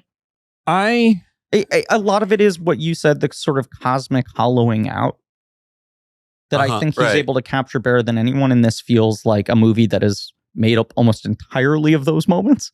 I think it has like real hammer blow versions of it, but I also think that's kind of a through line on this movie, almost on a scene-to-scene basis more than most of his films. Yeah. What were you about to say, Sam? Sorry. I don't know. Can't remember. Okay. Ben, had you seen it before? No. Yeah, what'd you think? How did it make you feel? He's fucked up. No, it made me feel confused, but I love throughout all of his work the dreamlike nature of it. And so once you can just kind of let go and lock in, I found myself getting really lost in the world, but also kind of in my own just interior worlds and thinking about dreams I've had and recurring motifs that have keep coming up throughout my life. Again, dreams and imagery and just it's easy to space out and not feel like you're losing out on too much. But that's also, I think, kind of a cornerstone of certain avant-garde cinema, and especially avant-garde cinema that's done at feature length or even extreme lengths. I mean, this is his longest movie. Oh, must be. Right? It has to be. Yeah, I would think so, yeah. I've invoked this before, but I remember reading this review of Goodbye Dragon Inn. A fantastic film, but a film that famously ends with like an 8-minute unbroken shot of an empty movie theater. Yes. That sounds good. I apologize. You would if I love this movie. Have you ever seen I never heard of Tsai it. Ming-liang? I'm sorry if I got that. He's like a Malaysian filmmaker, but he's mostly, Taiwan new wave guy. The Hole. Have you ever seen The Hole? No. You would love it. You should dig into Check it out. But it's a movie about a movie theater on its last night of operation playing an old martial art epic. I gotta say this, like, one of the things that David Lynch does so well is, we'll talk about this when I talk about the third time I watched this movie, but images of movie theaters in movies. Yes. It gives me such a shimmering, uncanny feeling. Well, so this Goodbye Dragon Inn's made up almost entirely of that, right? Yeah, and I it's like sparsely attended, and it's all these employees. It has maybe 20 lines of dialogue. Oh, I'm in. A lot of it is watching the movie in the movie that is a real movie from the distance of an empty theater. It's so funny because, right, I mean, like I was like this young film fan. I saw The Whole, and I saw What Time Is It There? And I was like, I'm so pumped for this guy. I'm now on board. And then Goodbye Dragon Inn really felt like him being like, oh, I'm even a little bit considered now. You are in for it's his the most limiting distancing experience. Right. And I have come around to that movie, but I remember at the time being like, I don't know what to make of that one. That one kind of went over my head when I was 17. Remember reading this critical discourse around this movie, probably happening in fucking Time Out New York. And people fighting over it, right? I think maybe 2 different critics debating it and saying like, I get the impact of having such an extended, long final shot of this empty theater, the resonance of it, and now it's over. Mm-hmm. But is there anything that you get from the shot being 8 minutes that you don't get from the shot being 3 minutes? Was sort of their argument. And this person retorts like, when something extends to that length, part of it isn't asking you to engage and just give your full focus to watching it for 8 minutes. It's what Ben said. It's it becomes about what you think about while that's going on. Right. It's a very different way of watching and engaging with a movie where you're used to it's holding your hands and it's begging for your attention. And this is saying, what else does this make you think of? I mean, and it's the classic Abbas Kiarostami quote about like, I like films that make you like to put their audience to sleep in the theater. Like those are the films I like. Like I'm not trying to keep you awake, buddy. I'm trying to actually put you to sleep. Inland Empire. I saw it when it came out, and it had an impact on me. And I was so like into Mulholland Drive and like David Lynch that I liked it. But I remember sort of emerging with like Laura Dern, though. Like what an interesting emotional experience I had with her, right? And then every time I would revisit the film, I would always be like, I really remember the sort of premise of like, she kind of gets lost in a movie she's making that's cursed. And I really remember the ending. And I always forgot that there was like a lot of Polish and a lot of like, wandering around in like industrial spaces in the middle. And this is the first time, because when I saw the restoration, I was like, right, a lot of Poland, right? I always forget about the Poles. This time I was like, I am prepared for all the Polish stuff. I am prepared for the monologues. I am, and the whole life with Smithy, the domestic drama going on in the house inside the soundstage. Yeah. And I really kind of engaged with it a little bit more in a somewhat linear manner of like, right, this is about some sort of curse or recursive like story that happens to this woman who has an affair and maybe gets murdered by the other woman and, maybe is sort of being tormented by the other man. And like the rabbits are this, the Polish people are this, the lost girl who's watching TV right, crying is this. Yeah. Like, it's like we're seeing just different versions. And of course, the movie version of her is this, but also the real version of her seems to be this. Like she's always married to this guy, you know, who's this Polish guy. Like, you know. I keep going back to the Twin Peaks "It Is Happening Again" thing as such like a key statement for Lynch, and especially his like fixation on the violence that is done to women and the cycles that like support it in society and how they process it. That it's like all of this shit is a continuum. Right. Yeah. And I do get the sense in the film that something has happened at the end to maybe break the cycle.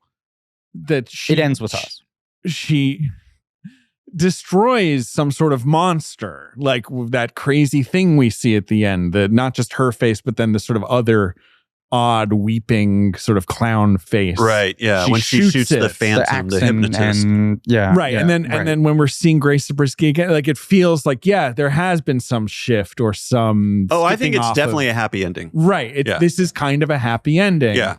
And they all dance. Then they all dance to Simmer Man while someone saws a log indoors. Normal. Which is what I do when I feel like I'm kind of. I remember being. I got so amped when the guy sawing the log showed up. I was like, it's all happening. It's like that Ron Paul meme. It's all happening or whatever, Rand Paul or whoever is. It's Ron. Ron is the one who it was all happening. Oh my God, it got me so I was so excited. Because the thing about Ron Paul is he does look like a little elf from another dimension. Rand Paul, you're just kind of like, nah, I don't want to see that. Yeah, that's face. true. Like got the red, Ron Paul looks like a time bandit. Right? Totally. Yeah. Anyway, the quote I think about when I think about this movie is, I can't remember who told me this quote, but somebody who had some experience in psychiatry or psychology or something. I was explaining some dream I had where I was like, I can't remember if we talked about, did we talk on 28 Days Later about how I used to have these recurring nightmares about being attacked by zombies? I think we did. Okay. Yeah, we must. I mean, how did that right. So I was talking about like how, I dreamt I was back in my parents' house and all these zombies showed up and I knew if I opened the door, like they would tear me apart or whatever. Like, what do you think those zombies represent? And this friend said, the thing you need to know about dreams is everyone in your dream is you. It's all you. Yeah. And that, for some reason, helps me make sense of Inland Empire when I'm like, well, wait a minute. Now, in this scene, she's referring to her husband by the movie name, but in this scene, she's in, it's a woman in trouble. It's alarming, though, when you dream of being someone else. Well, I don't know if you dream. Wait, hold on. Are you saying that you can dream that you're inside somebody else? Yeah. What? Like who? I've had the Fonz. Here's a great example of a recurring. Wait, you mean you're not you in your dream? I'm someone else. Who are you? Ben, give your example, and then I want to build on this. So I have this recurring dream that's kind of set in this world that's similar to where Bruce Willis is before he goes back in time in 12 Monkeys. I'm underground, and it's this kind of like dirt factory. And I'm like inhabit this worker who's controlling this equipment, like a crane, like operator. But my job is like harvesting potato people. That's the best. Well, sir, I understand like that's not your job in the real world, but how do you know you're not you in the dream? Because I can see myself. And see a reflection of myself. Well, you can look in a mirror in a dream and see not your face looking back at you. I have such cinematic dreams. But here's my question, because I'm the same way, Ben. In that moment, don't you go, oh, interesting, I'm this guy in my dream. Like when I dream as other people, it's like being John Malkovich style. Like do you know what I'm saying? What the fuck are y'all on about? How can you not be yourself in a dream? It's just you. But this is what I'm saying. It's being John Malkovich where it's like, I'm inside this body. It's like watching a movie, narrative. But also knowing that like I'm in this. So spot. That's the weird wrinkle. And you guys thought Inland Empire was weird. This should be your favorite fucking. This should be like watching like Toy Story to you guys. And that's so much crazier than any dream I've ever had. Nailed me to a tree with that one. But it's the same thing where I'm like, oh, it's interesting that I'm someone else in this dream. You don't have that, right? That in the dream. I don't know what they're talking about. My consciousness is in that other person. I'm perceiving being this other person with all my thoughts and experiences and personality. So I'm never fully like, of course, I couldn't be someone else entirely because it's going to be me thinking. It's a matter of embodiment. Like I am in a different person's body right now. I do not have that kind of lucidity, but my dreams, as I remember them, and I don't kind of dream like dreams. The cobbler, if that makes more sense. If it's an easier way to explain I don't know what that is. Classic Adam Sandler, Tom McCarthy movie in which a cobbler literally unlocks the ability to walk in another man's shoes by wearing the shoes of his clients. then he gets to beat him for a couple hours. Yeah. Yeah. Won the Razzie, I think, for worst picture. Is this a David Lynch joint? No, my dreams are always the same. It's always just I have to do something. I keep getting like waylaid or distracted Spreadsheet by dreams? weird shit. You're trying to get the Inland Empire episode down to 90 minutes, and somehow it's stretching off. Well, we just hit 90. And Fucking nailed that shit. Good job. Yeah. Thank you. So the first chunk of Inland Empire is about an actress named Nikki Grace. Yes, we have other things that we're seeing, such as this hotel room. Well, I mean, Right. you saying you Do you always know what forget. a whore is? That's one of the early lines of dialogue. It is. It's definitely like it's setting you up for like a chill time. The first saying stuff. You always forget how much Polish there is in this movie. It does kick off with it. I'm clocking about 10 minutes until Laura Dern appears. Yeah, I think you're right. With the hallway conversation, then you start out with an honestly awesome and haunting title screen with this crazy noise, and you're kind of like rubbing your hands some together. Classic Lynch clanking. Yeah, truly. The sound design in the opening is great. But then you have like the lost woman watching rabbits on the TV. Like you're in all of that for 10 minutes before ostensibly the main thread of the movie. If you actually want, I actually have like a synopsis that I can go through. There's an introduction to Axon N, the longest radio play in history, which we occasionally will return to. Some kind of, these are, like I said, these are all sort of renderings of the same sort of drama of some kind of like betrayal and cuckoldry or whatever.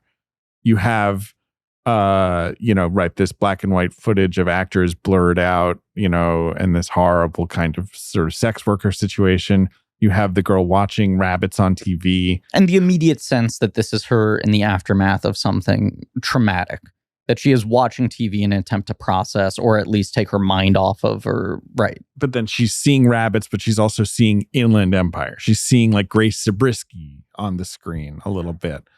And then you have the rabbit taking two Polish guys to a strange sort of hotel room, lobby, banquet area. Yeah, big fancy room, a grand room, yeah. And they talk about an opening and if they understand each other, which is language that the movie uses a lot, like over and over again.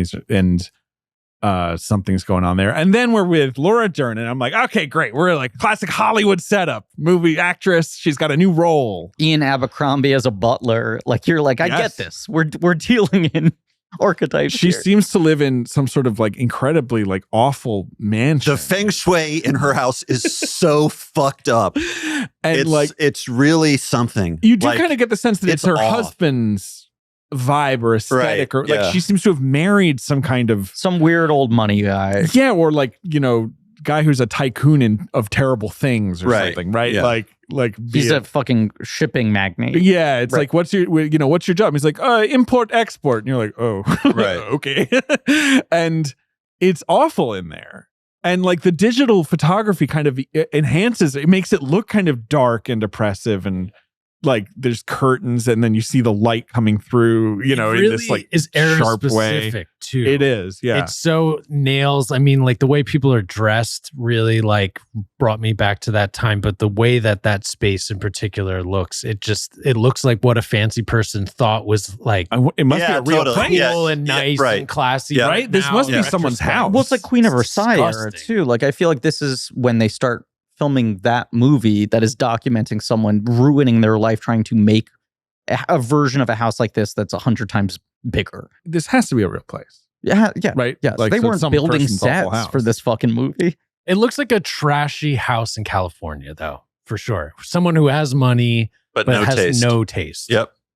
And then luckily, it's what you want in a David Lynch movie. Grace Zabriskie comes to kind of like cool everyone off. Yeah. Just really settle you and make you feel like normal and not freaked out at all. Lesson of this movie, never talk to your neighbors.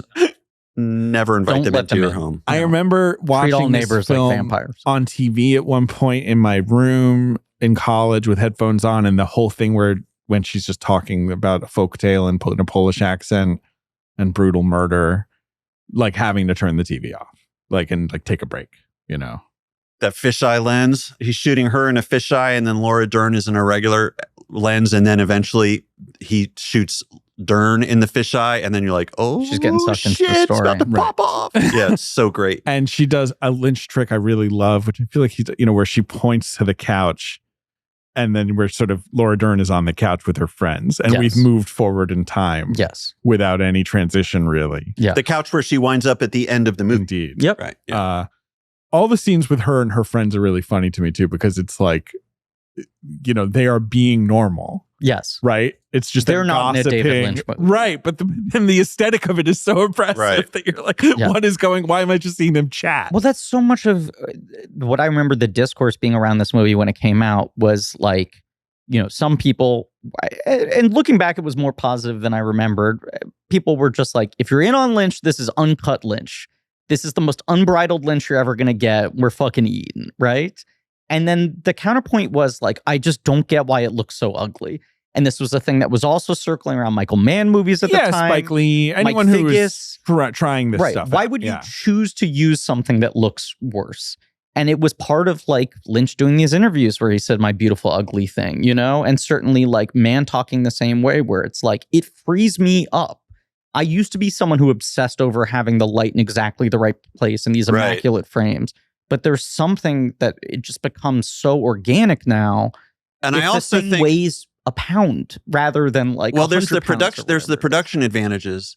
10 pounds. But I do think that the way this movie looks, it really does to me look like a dream. It looks like how my dreams look, which is a lot of like gray, diffuse light. My dreams are also all kind of blurry. Yeah. Yeah, it's kind of off. It looks like it looks simultaneously like a snuff film, like we said earlier, like something you like truly illicit. But then also when you remember it, when I remember this movie and the palette, it's like remembering a dream, because it kind of, the lighting reminds me of a dream, and the griminess, the murkiness of it is the murkiness of a remembered dream. I think it really works. Like, even if he could have shot on a handheld camera that like shoots in 4K and looks terrific, this was the right choice, I think. There's no other way to think about this movie. And there's really. like the weird artifacting and abstraction that happens with like this level of DV footage. So my limited experience in film school before I dropped out was that, like, when they talk about film as a medium and people are trying to teach you how to work with it, it's like, here are all these magic tricks where you can do this and suddenly on film it looks like this thing that's 100 times greater. Right? And video is the opposite, where everyone's like, if you film like this, it's going to look like shit no matter what. You can't get around this. You can't be in any environment with fluorescent lights. You can't do this. You can't do that, right?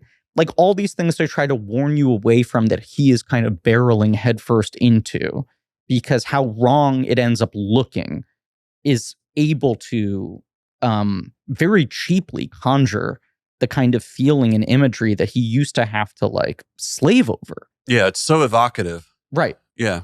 And he can obviously make like a beautiful movie. Yeah. It can and has. And I wonder if he had made like 6 more films like this, would the magic of this film and the way it looks be a little like, hurt by that? It is what is fascinating, because at the time and the way he did it, you're just sort of like, it's bizarre he didn't go through a phase where he just kept doing like, I'm just going to keep improvising even shit if and most making of them weird movies. Didn't end up being feature films, if some of them ended up being fucking web series or whatever it is. It's interesting that then there's like kind of a shift and a gap after this. Right. That's why this is not just like him being like, well, I filmed for 3 years and cut it together. It's like, no, he had eventually a thrust, of storytelling with it. What were you going to ask, David? Did he make a thing on Netflix where like he's talking to a monkey? Yeah. He was like, he and the monkey were like solving crimes or something? He's interrogating the monkey like he's a cop and the monkey is a that a criminal. movie? It's a short 25 minutes? Yeah. Netflix bought it at a certain point. Okay. It's like he made it independent. He self-financed it. It was a big project for him. He talked about it a lot. What did Jack do? Is that what it's called? Yes. Or what Jack's...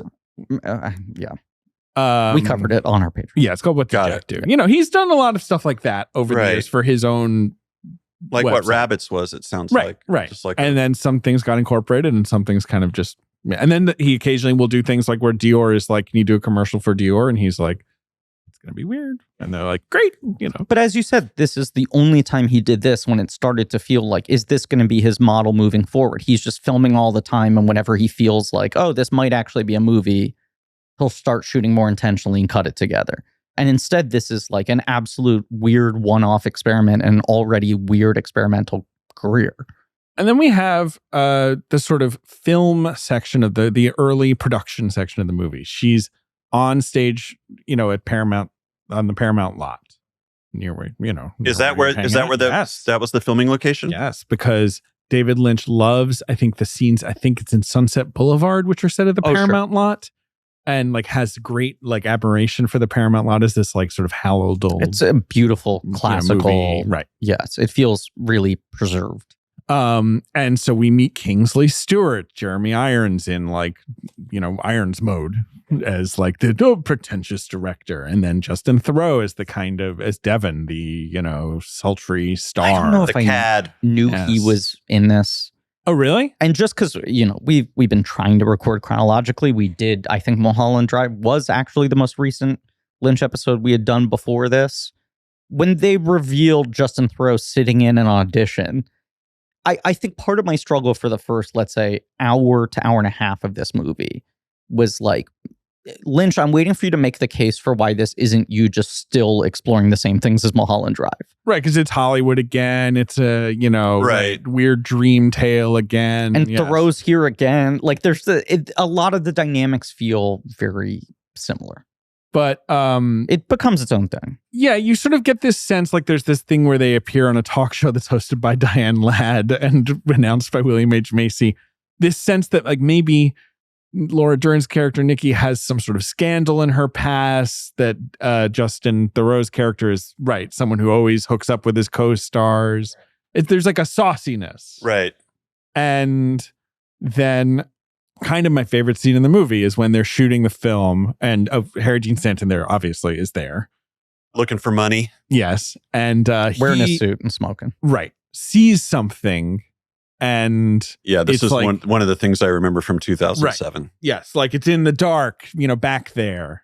And they go and look. And I remember in the theater, as someone who had seen Mulholland Drive, being like, am I about to be like scared out of my fucking skeleton? Right. Like, is something crazy going to happen? Yeah. And it's not. It's more just this unnerving, dreamy. Please talk about it. You're raising this yellowed notebook. Well, I just wanted to, actually, we should remember Fear Sieben 47, the number that comes up a lot. So this is the 4 of 47. But during this initial meeting,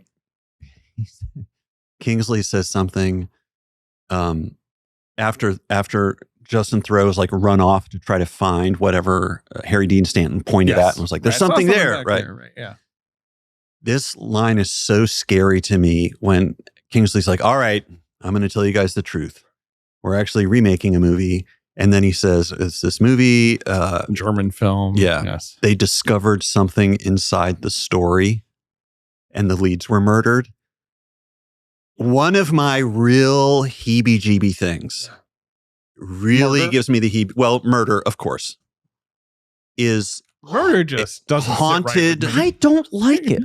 But haunted productions. Sure. Oh, right. sure. Yeah. Like the King in Yellow on it. Yes. Yeah. The weird tale where it's like there's this haunted play, and when they start to perform it, they all go insane. That kind of stuff. The idea of, I was thinking about it last night. Really, what freaks me out is humans.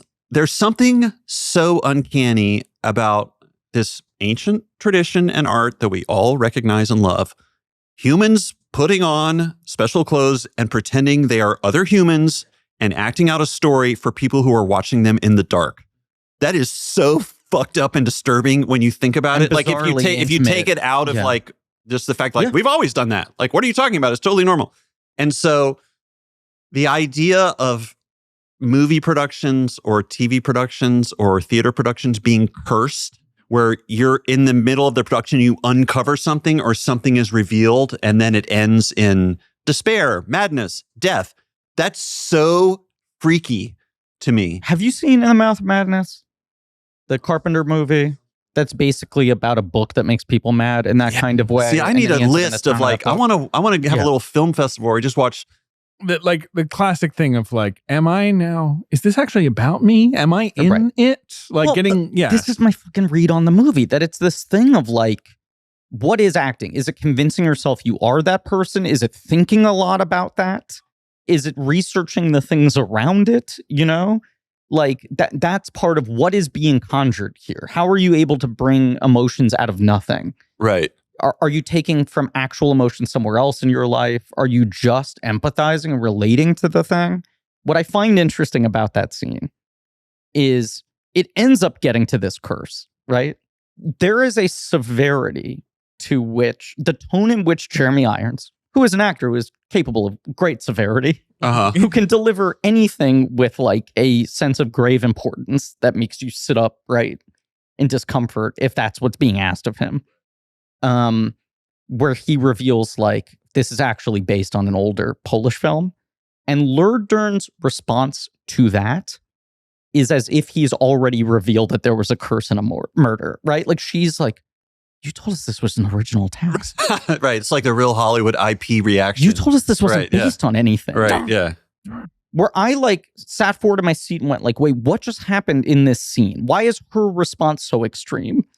And it's like she can already sense that this is going to a bad place in a weird way before you even get to the curse and the tragedy and all of that. This is one of the big like story scenes. It's like one of the only scenes where it's really like, here comes the story. Like and you're like, I'm really going to hang on to this as we go out to someone see. Explain something. Right. Yeah. Everything else, maybe you can sort of piece it together or go back later and sort of look at stuff. No one's actually saying stuff. But it makes sense that that was their attitude in terms of like bringing Irons on. And when Irons was on set was like, these scenes are more structured. He has dialogue that he clearly like had time to memorize, is able to sort of just like roll off. And these scenes like are communicating clear things. Right. Yeah. Yeah. So there's this sense of they're maybe playing with some kind of darkness here by engaging with this story again, even though the story they seem to be doing is just a melodrama. It's just like a romantic melodrama about an affair. On High and Blue Tomorrow. A very David Lynch title. Should we keep moving through? Yeah, you've got this notebook, David. Is this Exhibit C? Yeah, I'm like, when well, I mean, I do this every time. It's just the notes that I took when I was watching it for the second time. But should we talk about your... There's no insights. Okay. It's just me recording what happened, so later I can go back, especially with this movie, and be like, what happened exactly? Is now a good time to introduce the experiences of the second and third viewings? I don't want to force your hand on this. Oh, I know. Yeah. Because we talked about the first viewing a bit. Yeah, well, we talked about it. Yeah. So I watched it in 2007. I remembered it as a great night at the movies, but it wasn't a movie that I felt like I got to see that all the time. Yeah, right. So then I was talking to my friends that I play music with, playing a band together, and I was like, yeah, I'm going to talk about Inland Empire. And they were like, oh, Inland Empire. Like, never seen that. One of them, Robert, had seen it. He was like, let's have come over to my house and I have a projector and we can watch Inland Empire. And I was like, great. Because I don't have it. I just have a laptop. I was like, I don't want to watch this fucking thing on my laptop because I remember it as this big, overwhelming night at the movies. Yes. You know, it's like when David, if you guys talked about the David Lynch iPhone thing where he's like, now when you see a movie on your phone, that whole thing. Yes. Like, yeah. Such a sadness. So it's that and the clip where they ask him about product placement and he says, bullshit. Yeah. Fucking bullshit. Right. Get real. Yeah. Anyway, so we went over to Robert's house and we watched it. And that was like my time to, take all my notes and all that stuff. And I was like, yeah, it holds up. Like, it's pretty good. Right. You had a good experience here, but nothing like a bolt from the blue. Right. But you felt like, okay, no, I feel secure in the fact that I picked this as the episode I want to do. Yeah, there's a lot going on in this movie, obviously. There's most of the stuff I had forgotten. I thought a lot of the movie was her burning holes in camisoles and trying to save prostitutes. And I thought it was like Mission Impossible, like, I got to burn another hole so I can jump through a wormhole and go save more prostitutes. But it wasn't that at all. It was like so much more. Like, I think in retrospect, I tried to put a story on it. Of right? course. It's the easiest way to engage with it. Right. Yes. Just like you do with dreams, right? You try to find a narrative or make sense of it. Then what happened was we were like, you know what we should do? Because after we watched it, they were like really into it. It's like, we should score it. Wow. We should go to our practice space and set up a projector and screen the movie and mute it and respond to it with sound and music. Like, we'll do a live improv score of Inland Empire. Fellas, this was one of the great creative experiences of my adult life. It was just three of us. It wasn't the full group because people were traveling and stuff. But Catherine and Brian and I went to the practice space. I was like, this is like... Catherine didn't know Brian Wilson. Yeah, exactly. Yeah. And we had a drum kit. We had like rototoms. We had bass and guitar. It's like we set everything up. Like, okay, we're going to set everything up so that we can just move from sound source to sound source. So like, I had like one of those Korg bass synthesizers because I know like Lynch is great at those like low tones with like texture. So we had a Volca bass. I bought a cello bow so that we could bow the cymbals for that iconic horror. You know, when you like stabilize the bell of the cymbal and then you drag the bow on and it's like, it makes all these crazy overtones. This is like fucking John Bryan at Largo. Just everything's we set were up about so to we can geek out. The muse can take over us. Exactly. We can just move over to any. I brought a tape recorder and all these cassette tape loops I had made, where you get the texture of the tape and the repeating click of the tape loop where you've spliced the tape and all that stuff, and I had all this stuff set up. And it's like, all right, let's turn out all the lights and we'll start watching the movie on the projector and we will engage with the movie. We'll try to reflect the movie back to itself with sound, right? And we had just watched the movie 2 nights earlier, so we kind of knew in a way what the dynamics were, right? You had things you could anticipate. Yeah, exactly. And it was so fun and exciting. And we took like 2 breaks. Like we took a break like at an hour and then a second break like within the last 45 minutes of the movie. So it wasn't nonstop for 3 hours, but it was so great. Like I've played guitar, noodled on guitar while I'm watching a movie at home where it's like, hey, just play along to the soundtrack or something. But I never replaced the movie's audio and tried to really express what I was feeling about the movie or what the characters were feeling like through making music or noise or just sounds, right? Like a lot of it is just like sounds, right? Because that's what he does. I'm curious. Did you have the film muted or at a low volume? No, muted. Muted captions on. No captions. No captions. You're just working off of images and the fact that you'd all, as a group, watched it fairly recently. Yeah, exactly. Very recently. Yeah, 2 days earlier, I think it was. I feel like we must have talked about this in the Buster Keaton series, but it is fascinating how in a pre-sound era, a lot of those classic silent films, either original score lost or original score was never recorded, obviously. Yeah, right. You just have no idea what it was like to see that movie. Or even the ones, and wherever you were seeing it screened, if it was live accompaniment, it was subject to reinterpretation.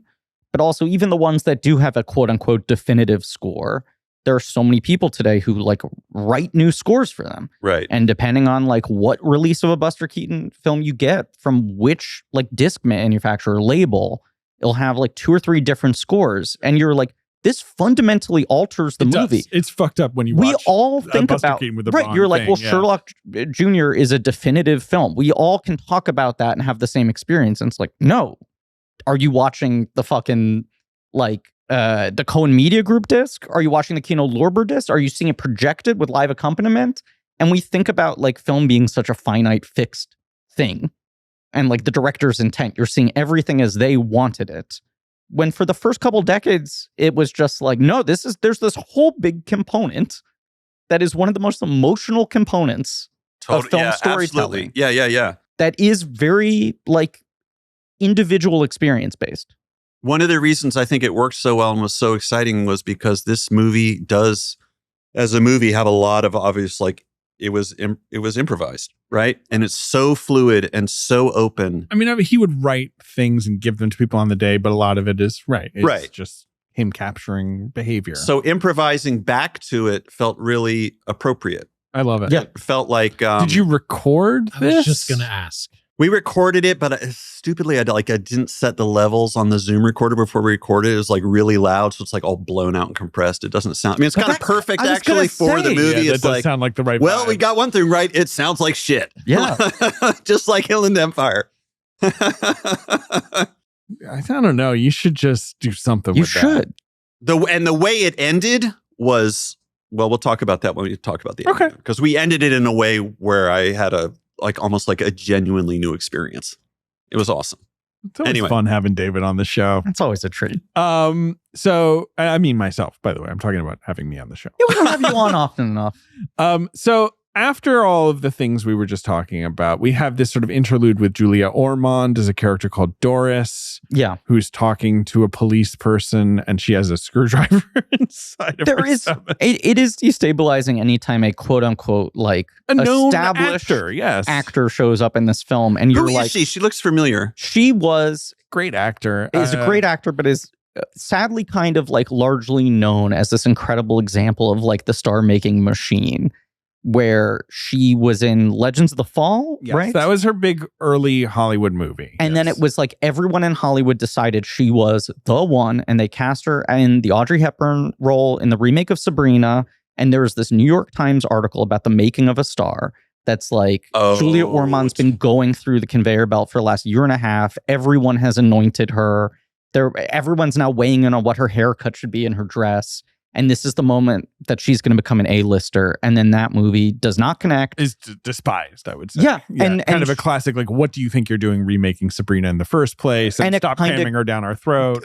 Yes. Everyone was just like, enough of this. And now she's become someone who will pop up every couple of years. And like, she is the daughter in Benjamin Button, is very good in that. You know what, though? You love Mad Men, right? Oh, yes. Mad Men? Do you like Mad Men? I like it. I don't know if I've seen all of it. Megan's mother in Mad Men. If you remember Megan, the French-Canadian girl that Don marries. Second wife? Oh, yes. Okay. Yes. She has this imperious French-Canadian mother, Miss Calvé, who then ends up with, spoiler alert, Roger Sterling. This is the thing. She's just become kind of a really interesting character actress who will pop up and you'll be like, Julia Ormond, she's still good.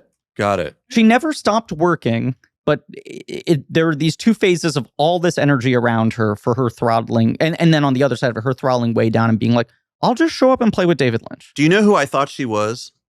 I thought she was the actress who did that thing where she dressed up as bugs and had sex. Isabella Rossellini. Yeah, I thought it was a classic Lynch collaborator. Right, yeah. Right. Lynch's former partner. Yeah. Okay. Okay. Yeah. Not and her, makes though. sense. So another sort of raven-haired, Euro-tinged actor who kind of look who like is a 40s huge golden icon, age movie starlets. They have that kind of classical beauty. Yeah. Like, right. Julia Ormond never got to be maybe even the level of star that Isabella Rossellini was, but that was her, right. The thing was, it's like, wow, this woman, she's a throwback. She's this, right. The camera loves her and she's gorgeous. She is elegant. She is grace. She also played Guinevere in First Night in that like 2-year explosion before she then does Smila's Sense of Snow and becomes a bit of a punchline. But yeah, she's sort of one refraction of this story, right? When she appears. Well, the ripple effect, I mean, you're dealing with this kind of like broken chronology of the movie of like what happened to this woman. And then 2 hours later, we get the scene of her finding out that this affair has happened. You're not really centered within it, but you're almost seeing kind of like these projections of the ripples of damage from it's like small actions. Yeah. It's a network of associations and characters. Right. Then we have various things that are sort of like flitting between them making On High and Blue Tomorrows, sort of flirting on set, off camera. Right. Yeah. Justin Theroux has a strange conversation with Nikki's husband, Piotrek. Who's this kind of like bland, grumpy Polish guy, man. Yeah. Who talks about like the bonds of marriage and enforcing them and all that. But you do he's playing the trick a lot of you're deeply in a scene and then it's like, cut. Oh, that wasn't reality. It starts to create this pattern of destabilization where you can be so far into a scene and still not really know what reality you're dealing with. And the most brilliant part of that is when they're having sex, it's all blue. And then she says, this sounds like dialogue from her script. Yeah. And Kingsley's like, what's going on? Because they are shooting the script. Yes. Like she's gone the other way. That's a really uncanny moment, Yes. that line. And it's really, really scary. And that is really when things are we sort of start to exit the loose plot framework that we're in, which is easier to grapple with. Of like, okay, they're on a movie and like reality is blurring. I get it. She kind of goes to advanced study and is like, what about the history of commodification of women as an industry?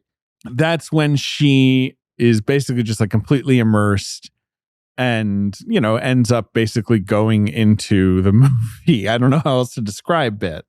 Going through a portal.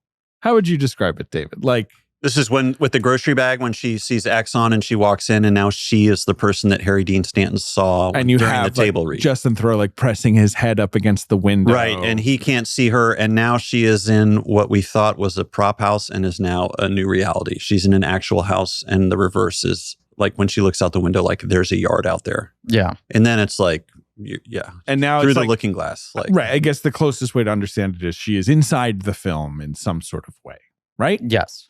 Because now we're kind of in this world where there's this sort of chorus of, they're called the Valley Girls, of these sort of women.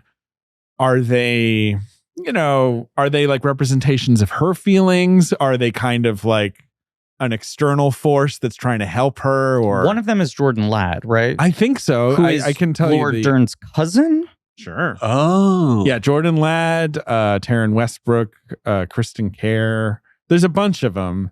And I think they change sometimes. Like it's not the same like group every time, like classic David Lynch trick. They like to do things like dance to the locomotion. Yeah, well, like although also, when like, they do that, they seemingly multiply it. It becomes like 10 of them. Right. They like to check out each other's boobs. They like to talk about There's like, some romantic great drama shots of Laura Dern leaned up against the wall looking at them like, what the fuck? It's so funny. Yeah. It's the thing that I feel like has populated the internet the most is just shots of Laura Dern head against the wall, smoking a cigarette with this kind of vacant, like, I don't know what I'm doing look on her face. Can we like take this moment to kind of dig into Laura Dern more? Sure. Because there's the stickiness of the cow campaign, right? And part of that is at this point, Laura Dern had gotten an Oscar nomination very young. Yeah, for Ramblin' Rose. Ramblin' Rose. But she's what, 20 or 21 in that movie? Is she that young? Let's see. She was born in 67. She would have been like 23, 20. Okay. But obviously she's Hollywood royalty. She's the daughter of Bruce Dern and Diane Ladd.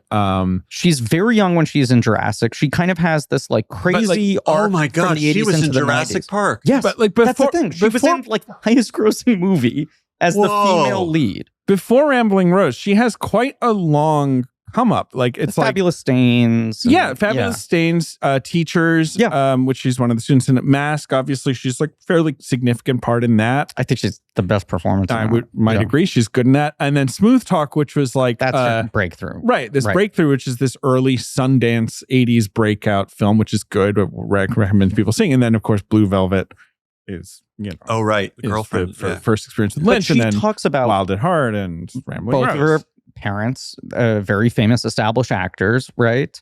And she's one of these sort of like children of the industry babies, if you will, Nepo babies, who was sort of like, I didn't have the intent to be an actor. I sort of started getting thrown into stuff in this way that I think makes people angry and envious of people who have this kind of access to the industry. Because it sounds disingenuous. Well, I think she is genuine about it, but it was sort of like, I didn't want to be an actor. My parents didn't want me to be an actor. Right. I'm around. People Suddenly notice. they can't cast a role. I'm doing 2 lines in something. Then it becomes a larger supporting role. I didn't really think of myself as an actor until I was already 5 or 6 credits in. Until I saw the cow. Right. And then as you're saying, there was this arc, and then it's sort of like, oh, Smooth Talk. Now she's kind of like fully realized owning this as sort of like a profession. Right. And as a craft and whatever. And then, works with really interesting directors, has these interesting parts. But by the time she gets to Jurassic, she's like a veteran. She's been doing it for like 10 years, and she's also 25. She is quite young in Jurassic Park, but she projects, I feel like she projects sort of experience, partly because she's been in movies for 10 years at that point, partly because there's an innate khakis and, she's like a super scientist, right? Right. And then she kind of has she's great in A Perfect World. Obviously, Citizen Ruth is a great performance that gets her a lot of indie, further into is incredible in that. Yeah. But I do feel like it's kind of like the Kate Winslet thing after Titanic, slightly less intense version of it, where Kate Winslet really just does not make a studio film for years. Yes. She does weird indie stuff. She, works with cool directors if she wants to. She's like, Laura Dern doesn't really she makes October Sky and this is the point I want to make. I feel like when you hit 2000, Laura Dern starts to enter weirdly a space similar to Julia Ormond, obviously minus the backlash, right? But of like every 2 years she shows up and people are like, oh, right, Laura Dern's really good. And then she kind of disappears from people's minds again. Like one of her only studio movies in that era, in the 2000s, is fucking Jurassic Park 3, where she has this bizarre role where like that movie's marketing is fucking Sam Neill is back. Alan Grant is back. She's not in the marketing at all. I remember going to the theater and being like, she's in this too? And then her role is she's now a stay-at-home mom with two kids. Someone calls her on the phone and is like, hey, can you get a plane over there? I don't really do that Jurassic thing anymore. And she's in like 4 scenes, but all within a kitchen. Huh.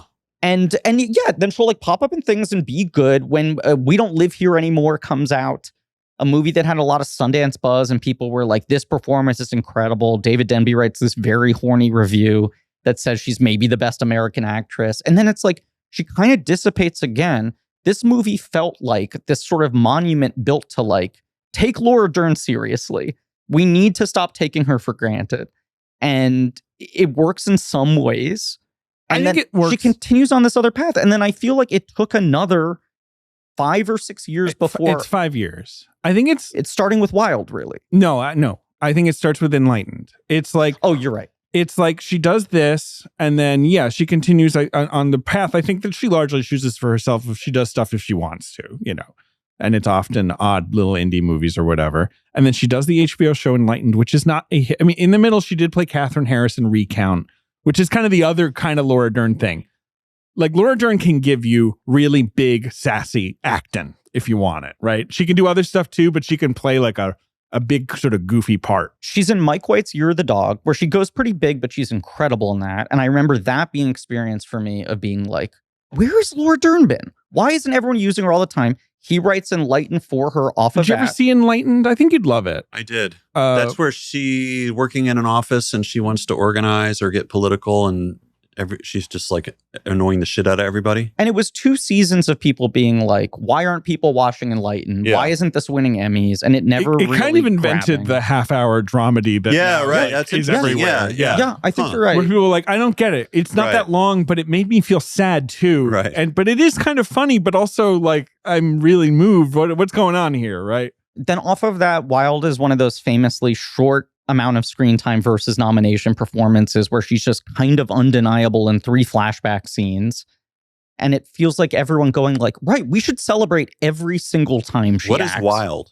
It's an adaptation of the Cheryl Strayed memoir. Oh, it's starring Reese Witherspoon, not Renee Zellweger. She's like hikes the Appalachian trailers. Yeah, okay. It's a movie I think is magnificent, and it's people put it in the sort of chick movie basket or the like, good, not great Vanity basket. Project to get an Oscar nomination showcase. I've seen it several times. I think it is an incredible movie, which is shocking to me given that I largely despise the work of the man who made it. He seemed like a nice guy and he died, which is very sad, Jean-Marc Vallée.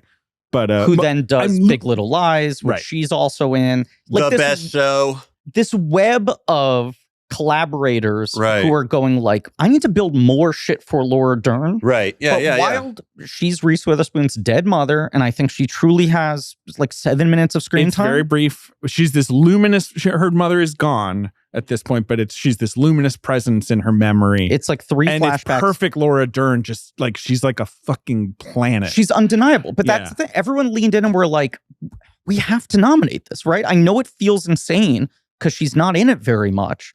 It was seen as a slightly surprising nomination. It was like the guy in Into the Wild. Yes. What's his name? Hal Holbrook. He has one scene, but didn't he get nominated? He's got more, but yeah, he did get nominated. Couple scenes. Yeah, he's so incredible. He's amazing in that movie. But he says he wants to be his grandpa. That movie rocks. That's another movie I love. That movie rocks. 2010s feels like Laura Dern finally like fucking achieving icon status. Right. And then it's like, right, she wins an Oscar. She's in Star Wars. Right. She's, What did she win an Oscar for? She won an Oscar for Marriage Story, where I feel like she's sort of... Oh, she's the crazy lawyer. The divorce lawyer. Right. It's kind of like the Big Little Lies thing. It's like, right, she can give you this like big comic, right, annoying personality or funny personality. Like she's been doing that her whole life. I don't say this in like a cynical way, but it almost feels like a calculated, you know what? If someone gave Laura Dern this kind of monologue, she would win an Oscar. Like Baumbach was just like, it's just waiting there for someone to take advantage of it. If you just have her do this for 15 minutes in this kind of structure, people are going to flip out. I feel like she's kind of at her most workaholic now. It might just also be because, actors get older, they're less occupied by, their kids or, they go into the other side of that. Most beloved. I feel like everyone just values her so much now, as they should. And even like that show, Palm Royal, the Kristen Wiig, the Carol Burnett show. Yeah. Laura Dern acquired it and developed it, and then was like, "I'm too busy to star in it. I'll ask Kristen Wiig to do it. I have other shoots to do." Like she's kind of just fucking been on top of the world for a number of years now, I would argue. So let me ask you a question about her in Inland Empire. Yeah. So obviously we're saying like David Lynch obviously loves Laura Dern, right? Is an incredible on-camera presence, and even shot on the worst camera in the world is just radiant, as we're saying. But given the fact that she never really knew what was going on, I think this is it still acting? Like, yes. Is it still good acting? Well, this is my whole take on why this movie is about acting and why that's what he ends up finding as the spine across it as he's watching her react to this method of shooting. Is like, this is in a weird way the purest form of acting.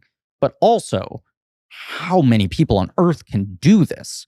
Like, so fucking few. It's like maybe double digits for like who can hold the camera, understand how a shoot works, understand the mechanics of acting, but also on-camera acting, which is a very different thing, and be this quick of a process of material, be able to like identify the truth in a scene without any real time to study it or crack it. Which is how lived experience is now that I think about it. Like, when we act, like in quotes, live our lives, express ourselves, we don't have, like, you can have a sense of what the arc of your life is like or what this weekend is going to be like, but we don't have a screenplay. So I guess in a way it does make sense. This was shot like day by day, the way life is lived, right? Day by day. And she just had to react in any given moment, I guess, to how she was feeling. And that also means you kind of got to be perfect in every take.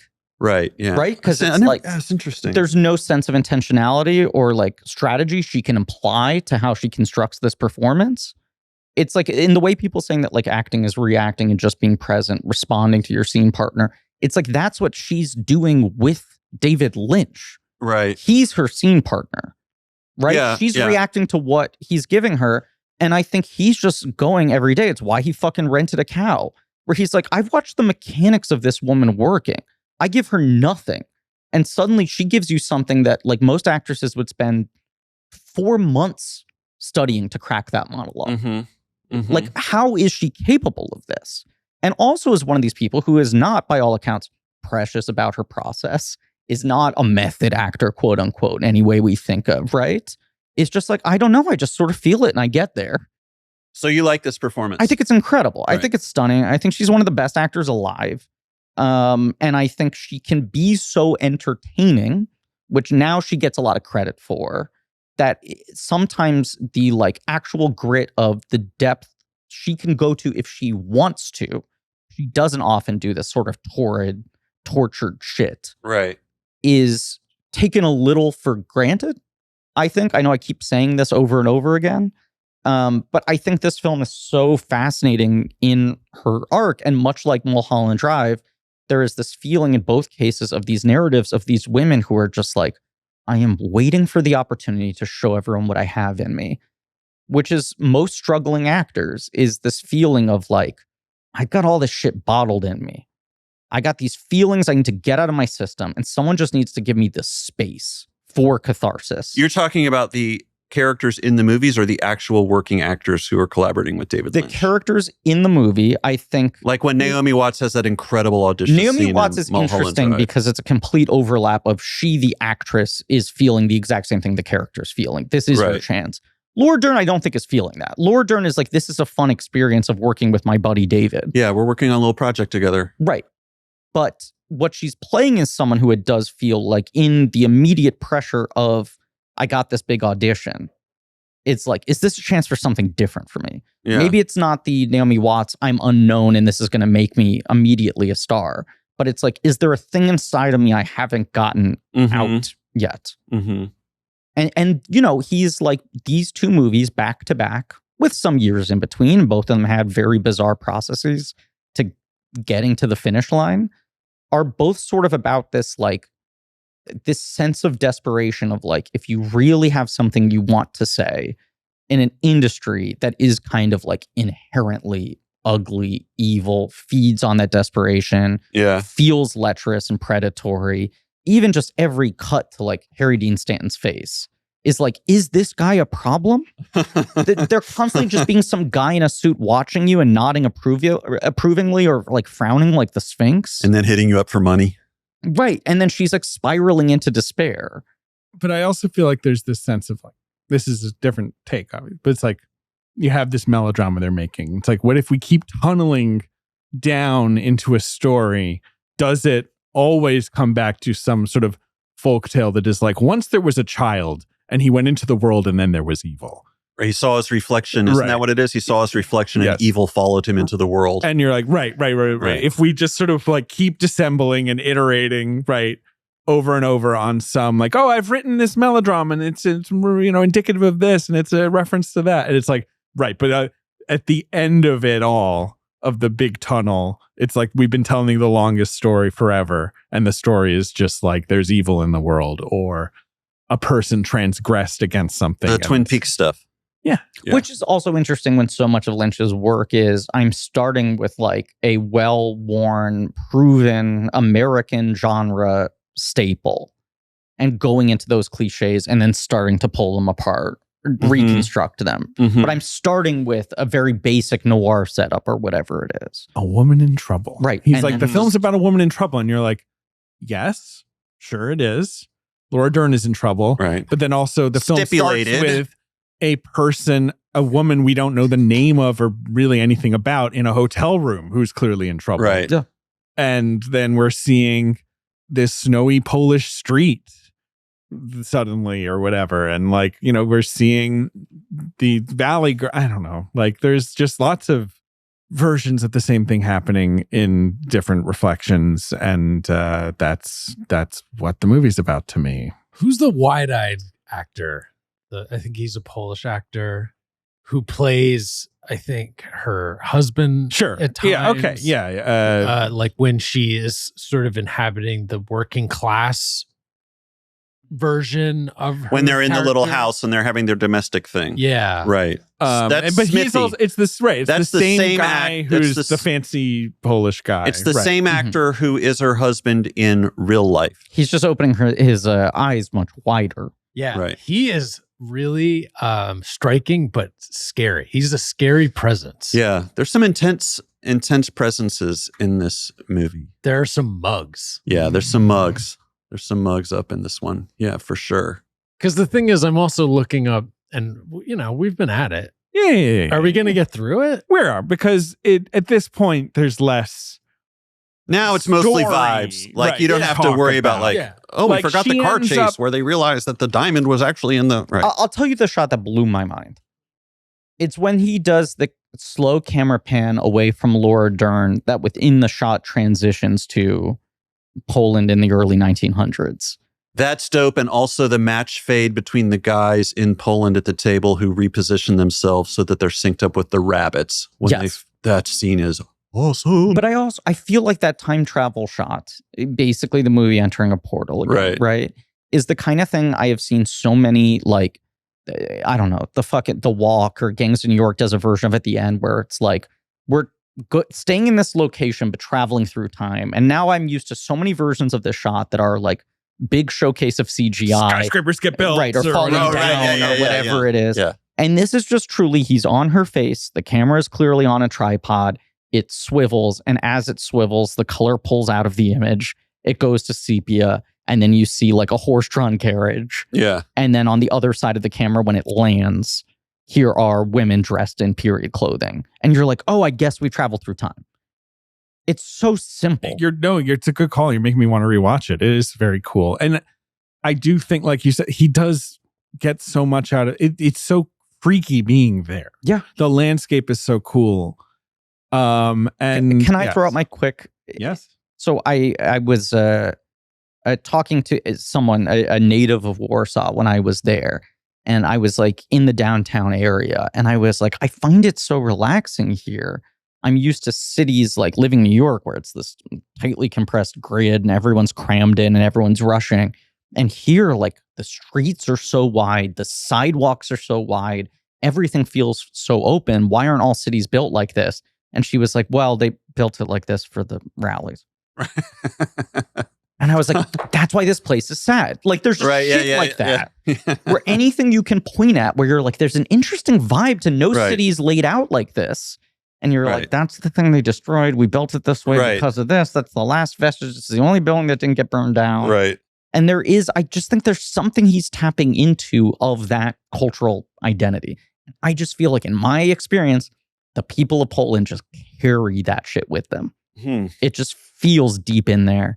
And the fact that he's using so many Polish actors, he's not just hiring actors to put on Polish accents. The first thing he shot in Poland when he's there, taking pictures of factories and shit, and he's like, I kind of want to write something and film it, is the scene where it's the three old men at the table. And that was just, that was like a fragment that he came up with. And he's like, I'm going to go from here. But like, that's the beginning of whatever this Genesis is. She burns, the Valley Girls tell her to maybe burn a hole in, in some tights or whatever and look through the silk. And we start to see, things like the rabbits again, the lost girl again, the husband attacking his wife or mistress. Things like her talking, the Laura Dern monologuing to Mr. K, all of that stuff starts to pop. That's the stuff at the table when she has the accent and she's bruised up. Mm-hmm. She's saying fucker a lot. Yeah. She sure is. Yeah. The locomotion is happening then. Also, they dance to At Last, I think, the Etta James song. What else have we got? There's a Beck song at one point. Right. One of the wildest when we land on the Black Hollywood Tambourine? Boulevard. Yeah. That's later. Yeah. That's you have the backyard party where some of the Valley Girls are there, where Smithy, her husband in this reality, has ketchup all over his shirt. And they're all talking absurdly and like very surreally, like, have the hot dog. That shit is definitely, I think, if you are just like, I'm going to go see a movie tonight at the IFC Center, when you're like, should I? I'm not, and I have no disdain for this. Like, should I leave? Like, have I just completely, I just feel like I have spaghetti in front of me. I've read the temperature wrong. This is not the night I wanted. Right. Like, because sometimes with David, like, especially in The Return, when it's like 20 minutes of a guy sweeping a floor, it's like, are you fucking with me? Like, what's going on really? Like, come on, level with me, bro. Like, what are we doing here? Yeah. But that's the scene. The backyard scene is important, isn't it? Because that's when Smithy's like, yeah, I'm going to go take care of these animals with this group of people, which is something that beat up Laura Dern describes to the guy at the desk in when she's talking. In the monologues, right? Yeah. We're sort of seeing versions of that. We should also say that she introduces the idea of the Phantom. Yeah, She's an important character. In the climax, that's you who gave she 3.5 stars. Who she shoots, right? Yeah, totally. The Phantom is sort of another hot mug, intense mug. That guy, right? For sure. Is sort of the villain of the film, if you want to be. It's kind of the Thanos, yeah. Bob, yeah. He seems to, I guess, be, the husband of the other woman, maybe, right? Or some, the lost girl, the girl we see in the hotel room. But I also, at one point, we see a guy with a red light bulb in his mouth. Being weird, that's the Phantom. But he also is Axon M or whatever that. I guess so. Yeah. But also, I think the crazy iconic image of Laura Dern's face blown up on her head with the teeth. On his head. Yeah. On his, right. That's him. Right. Yeah, and that's the boy who saw his reflection and evil followed him into the world. It's like one of the great David Lynch doppelganger moments where it's like, oh, right, everyone in your dream is you. Right. Yes. Right. Yes. That's a good way of thinking about it. At some point, someone mentions Inland Empire, which is really funny because it almost feels like late in the movie they're like, has anyone actually said Inland Empire in this movie? That's David really Lynch is like, there's one thing we forgot to shoot. Someone has to say the name of the movie. Even though, from my limited understanding of LA, this is not really set in the Inland Empire. It's mostly it's set in LA. Yeah, it's set in Hollywood on the sound stages. But I think someone said to David Lynch, like, I grew up in the Inland Empire, and he was like, Inland Empire. I mean, now, it's a perfect name for a David Lynch movie because Inland Empire sounds like a poetic way of saying like your dream space, right? Yeah. It's just this giant fucking boring. It's what you drive through to get to Palm Springs. Oh, okay. But it's huge. I mean, it's a huge metropolitan area. It's flat. It's east of LA. You know, and it's a Okay. lot of desert and then just like Huge suburban warehouses. kind of Yep. areas and you know. But the movie is not set in. I mean, No, it's not. not geographically. Psychologically, I think it's supposed to be like an inland empire. Right. Right. If you think David was pointing at his noggin. Yeah. The real inland. Mm-hmm. Yeah, it's as in as you can get. I can't get through all of this, but you know what we're eventually getting to is sort of the quote unquote end of On High and Blue Tomorrows, where suddenly Laura Dern, Sue, whoever is with the Valley Girl. She's back in her house, and she sort of gets transported to the streets of LA. She's being attacked by the Valley Girls or yelled at. Mm-hmm. They review each saying, other's I'm a boobs. whore. Yeah. No. I'm saying like I'm saying like the sort of end. I'm a whore. I'm afraid, and she starts laughing. And yeah, you know, she ends up being sort of beaten. The Mr. K monologues kind of end, and she gets like stabbed and dies on the street. Mm-hmm. With Terry Crews there. Yeah. I'm glad he made it. Yes. You know, like just because David Lynch, you know, the work output slows down the last 20 years. right. There are a lot of modern actors who never got to work with him, which is why you get so many people jumping in on the return. Just like, I'm glad Terry Crews made the cut. I'm glad Was he famous at this point?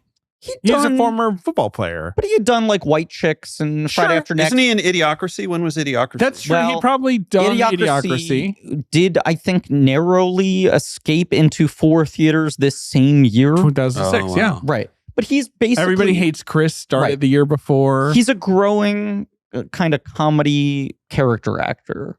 I mean, I remember when I saw him in Everybody Hates Chris, because I think I didn't see Idiocracy till a couple years later on like video or whatever. I was like, where did they find this guy? This guy is fucking hilarious. That was my feeling in White Chicks, a film I mostly find dire. And then you're like... be kind of brilliant. That's the thing. If we rewatch it now, are we going to have a Jack and Jill style reappraisal? Yeah. but Anyway, he's Terry Crews, incredible love in him. that. Yeah, basically playing the nobody's perfect role.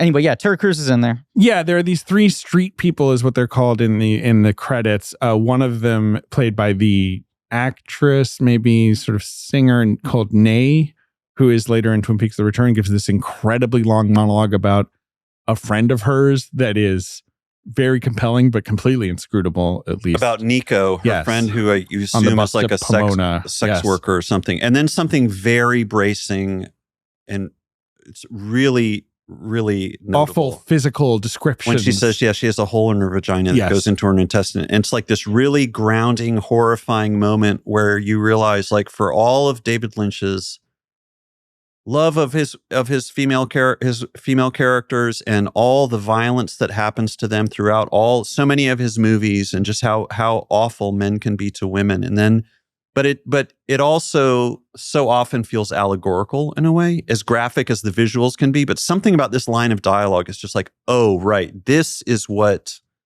violence does. Right. And does that make sense? Yeah, It's like very, absolutely. very striking and bracing I think and that's sobering. a lot of. I mean, I keep going back to this, but like the discourse after Blue Velvet of people arguing over whether the film was exploitative, right?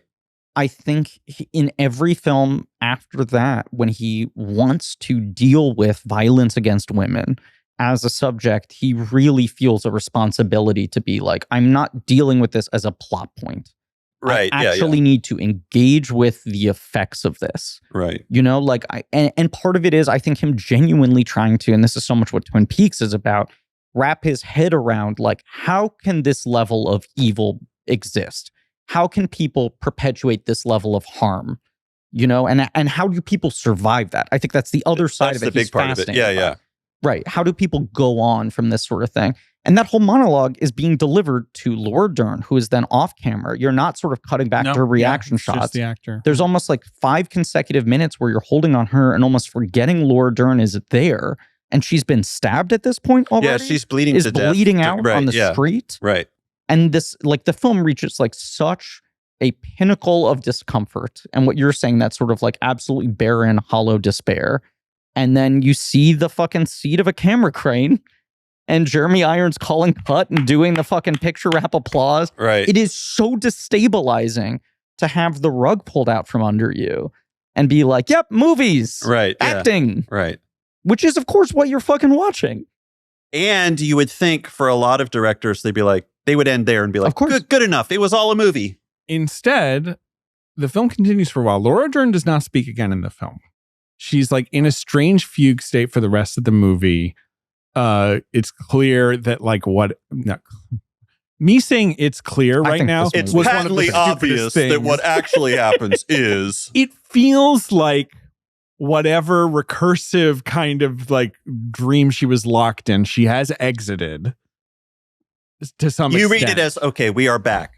We're back. And like she went into this loop and like was sort of moving through worlds or moving through stories. Which is also very fucking Mulholland Drive of like, right. We've landed. And now she seems to be sort of empowered or filled with some sort of knowledge, because she then goes to find the Phantom and destroys it. Right. Essentially.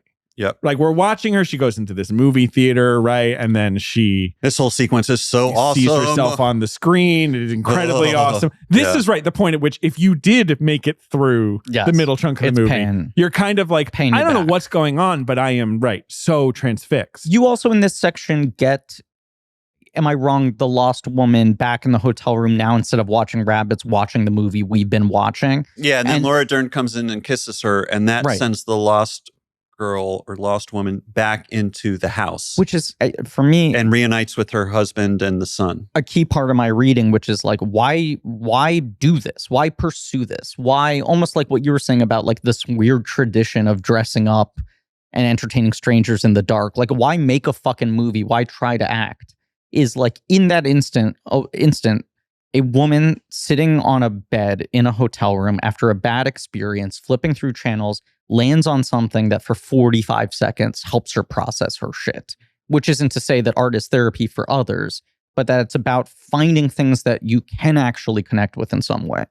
You know? That help sort of reveal things to you or make you make sense of your own life that aren't just reflecting back the things you know you like, but are challenging in a way that pulls something new out of you. That sometimes can be productive. Absolutely. Yeah. And I mean, I don't know how to describe exactly what it is, but she moves through these sort of industrial spaces and kind doors. Of Lynchian. And confronts the Phantom, who is first the Phantom Man, right? And then is this odd projection of her face. And she shoots which is him. Another thing I remember from seeing it in 2007 on the big screen. The face, first we see her face as she runs towards the camera along that pathway, and then we see that same face kind of crappily put over the Phantom's face. I gotta say, no one does shitty FX better than David Lynch. It adds in the return when she opens her face, like he knows exactly how crappy special effects can be, where it actually somehow like adds to the uncanniness or the drama of it, that it kind of just looks like even the title, I don't know what font this is, Inland Empire. It's like Helvetica, but like he compressed it, and it's like so janky, but it's like so great. I was going to say, the poster is very graphic design is my passion. Except absolutely. It actually works in evoking some weird emotion. Yeah. Actually, I don't know his process, but he does kind of feel like a guy who just played around with like iPhoto in the early 2000s on a Mac, like messing with pixels. But that's his whole DavidLynch.com era, is just like, what can I do with this new fancy computer machine? When I talked to Jane Schoenbrunn about I Saw the TV Glow, like great film. Right. They told me that so much of the VFX conversations were that they were too good because it's kind of impossible for them to not be pretty good even on a lower budget these days. Right, exactly. How do we degrade this without it feeling too insane? Like to what extent, no, show me that earlier rendering you had that looked fucked up. Why did you, not why did you clean it up, but like, can we get it back to that, It's what I find so interesting about what feels like a truly like new wave of, for 20 or 30 years, we've had people who are influenced by David Lynch, but it often feels like they're trying to copy Lynchian stuff rather than finding their own version of what Lynch was able to express. And rather than trying to copy his visuals or language, they're starting to figure out their own language, but tapping into a similar creative process or finding things that have some weird uncanniness or some inexplicable power. Like that movie is a great example of that for me. Where I'm just like, have you seen that film?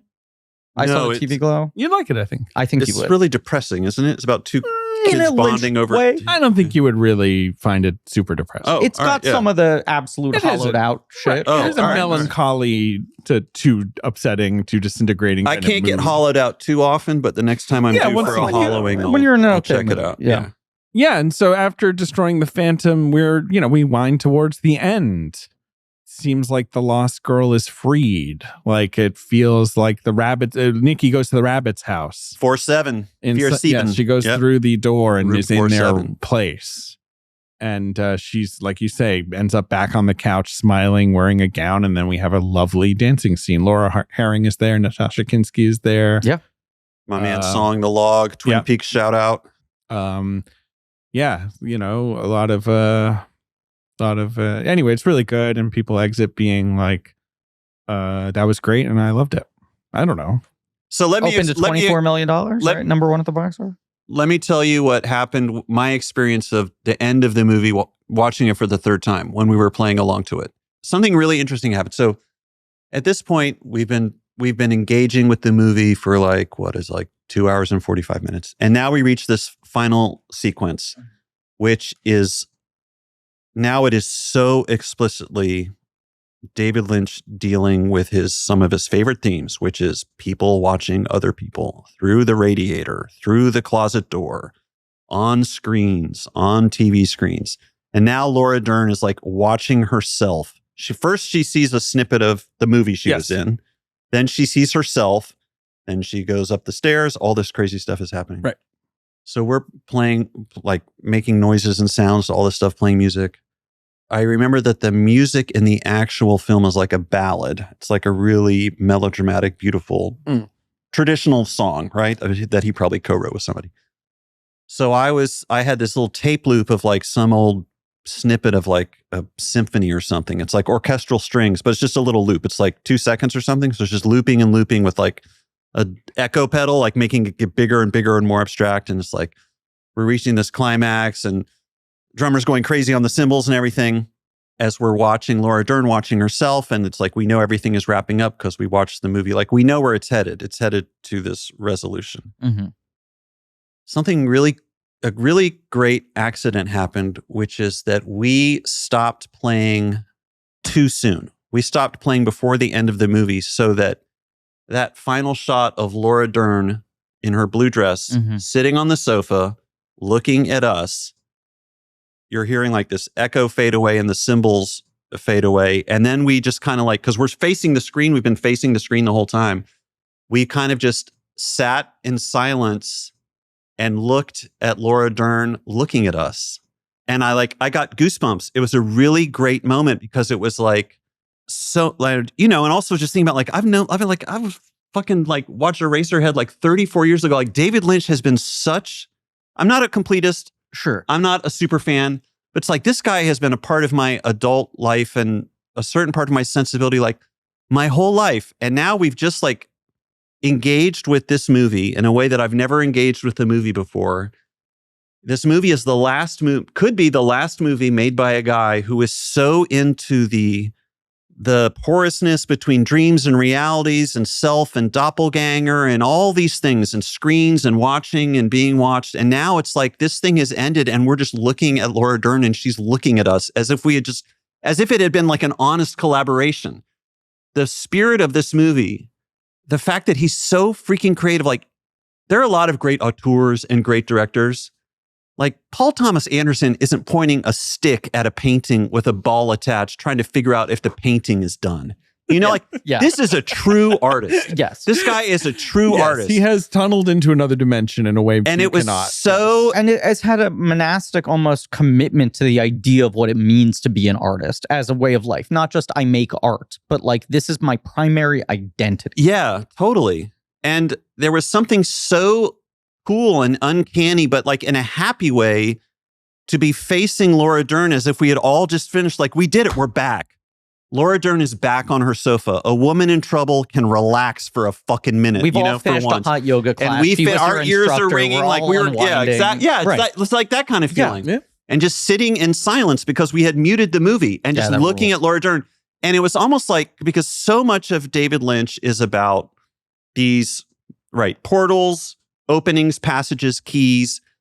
I had this crazy feeling that the world of the movie, like when you're watching a movie, you know that the world of the movie is this two-dimensional plane that the light is being projected on, and you kind of enter into it. But in this moment, I had this crazy feeling that the world of the movie is moving towards me in a third dimension. Like, I'm in it now. I don't you know what I mean? Like, it was just, I don't know how to explain it really, but it was like, holy fuck, like we're kind of in this movie, because this is a movie about moving between planes and realities. And like, we kind of did that. Like, when it was over, I said, you know what? I think I love this movie. Like, I love Inland Empire. It gave me such a special experience of engagement and creativity and being in active conversation with the movie that is really difficult, if not impossible, to quote, understand. Yeah. But by using a nonverbal technique of noise making and music making, like, to really like try to get a handle on it. It was so awesome. And I'm so grateful to David Lynch for being a somewhat commercially viable director who can make something that can kind of like change the way I engage with movies. Like, this dude is the greatest living American director. Like, there's no one like him. There's no one like him. No one can do what he did. You're right. In part because of historical accident, in part because like he was an Eagle Scout who got into transcendental, like all these particulars, like he's just the greatest. I mean, he's the fucking greatest. Wow. I mean, you're just like ramping up. You just like keep finding another But I mean, like gear. when I think about it, it's just like so terrific. Like, what a fucking nut job this guy is. And yet he has so much love for humanity. Yes, it's that's so why it's inspiring. So you're right. That's the thing. It's dark and despairing and hollowed out as it can get. It's not cynical and it's not like punishing in it's not like way. Yeah, you know, like fucking Neil LaBute's always like, look at this play about how shitty people are. Oh, what, you can't handle what ass? It's like so fucking that is easy to just point at dog shit and go, that's dog shit. It smells bad. Want to smell we all it? agree. Shitty people are bad. Yeah. Who fucking cares? JJ put so much into all these dossiers, or researcher, who is fired, of course, and much more than we can ever say on mic.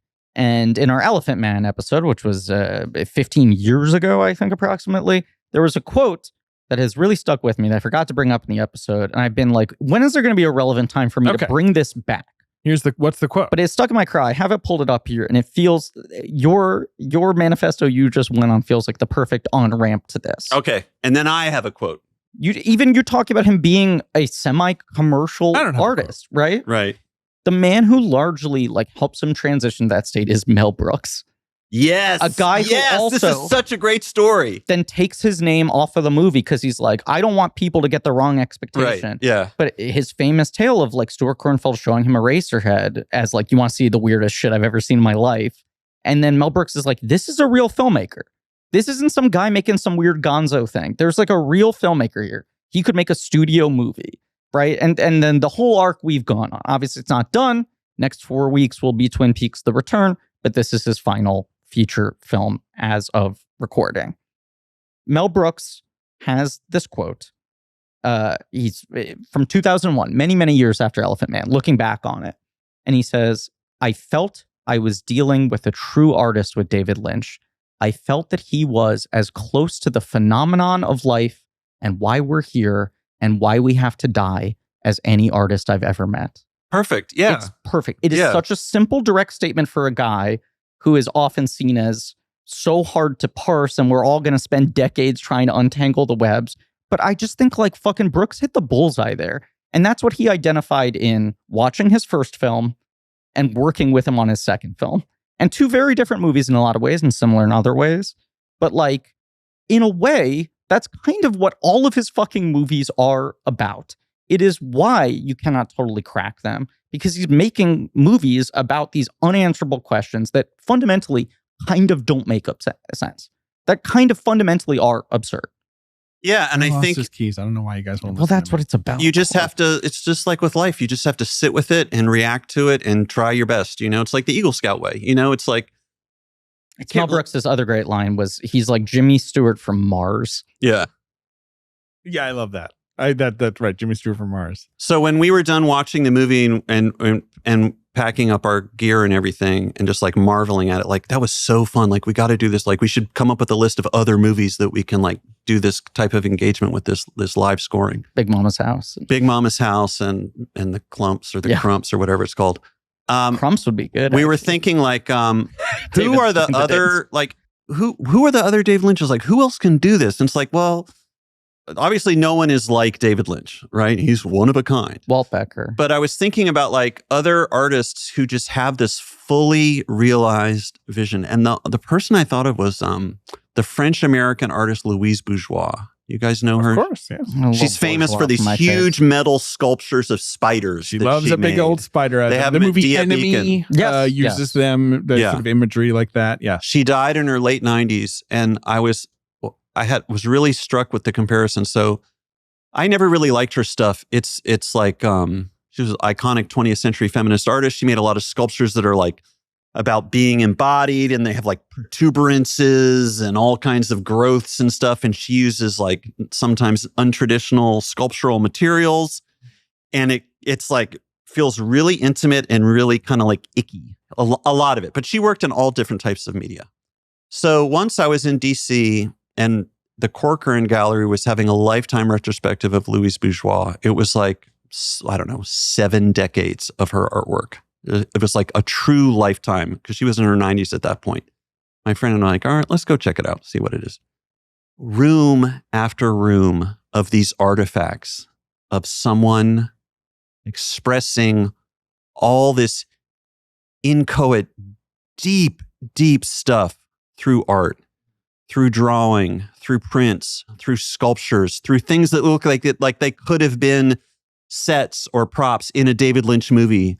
You know, the same type of interest in bodies, or like who made Videodrome with that guy? Cronenberg. Yeah, that kind of stuff. Like a lot of unsettling, beautiful objects. And as I was going through the exhibit, I was like, holy fuck, this is a real artist.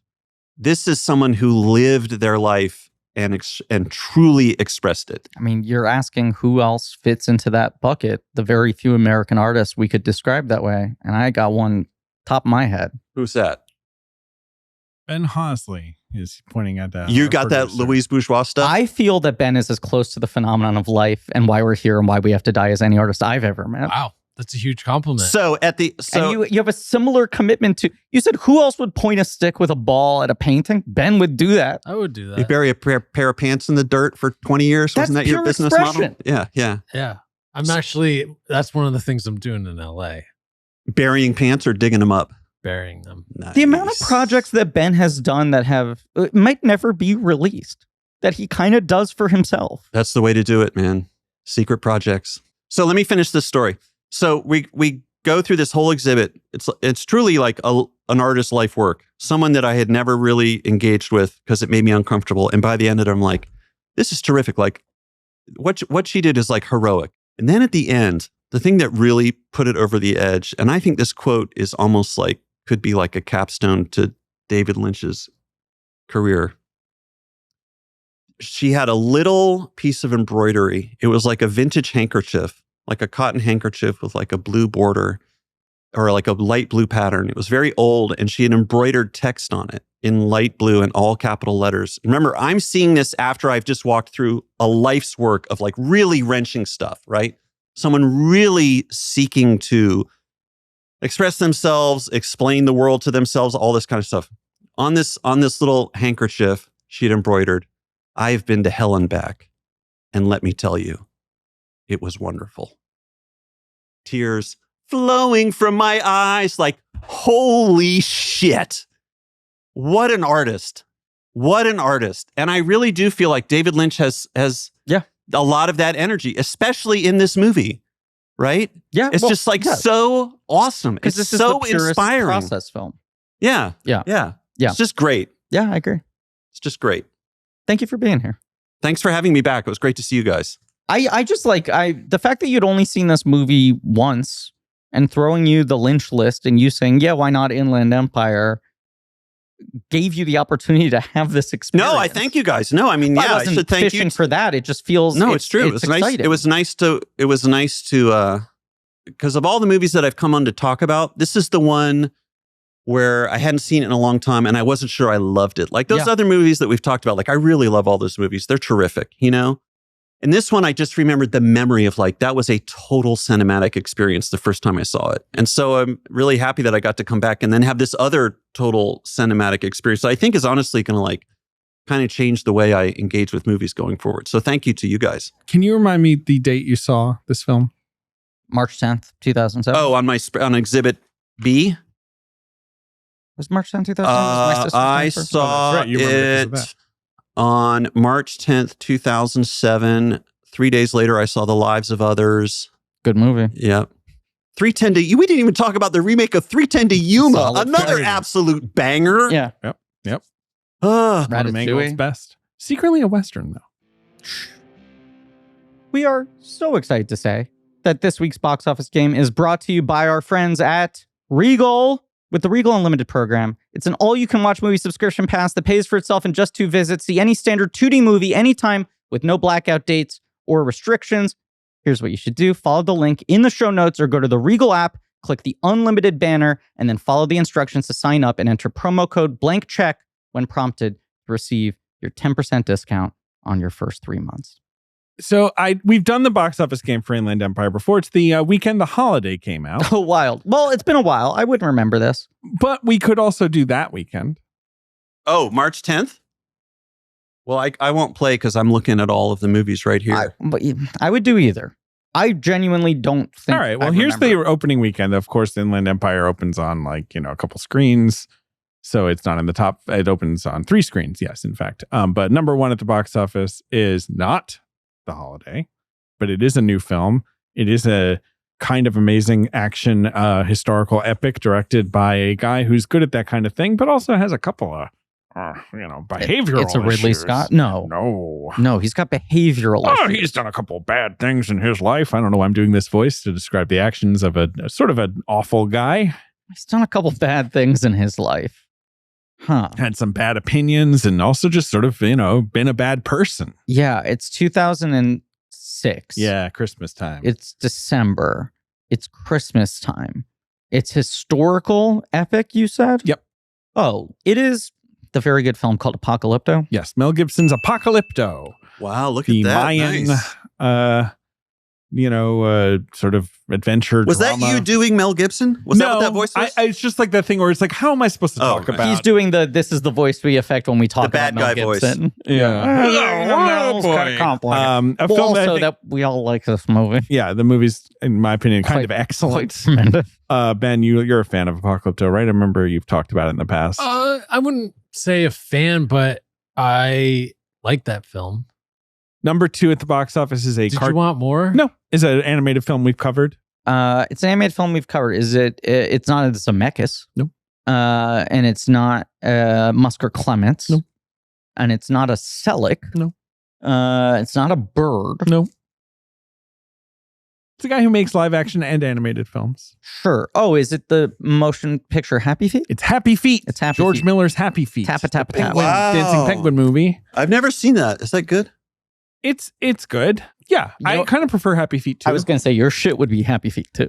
Is that the... You're a Happy Feet 2 man if I've ever met one. Is that a real sequel? Yeah. People didn't like it and it bombed and it rules.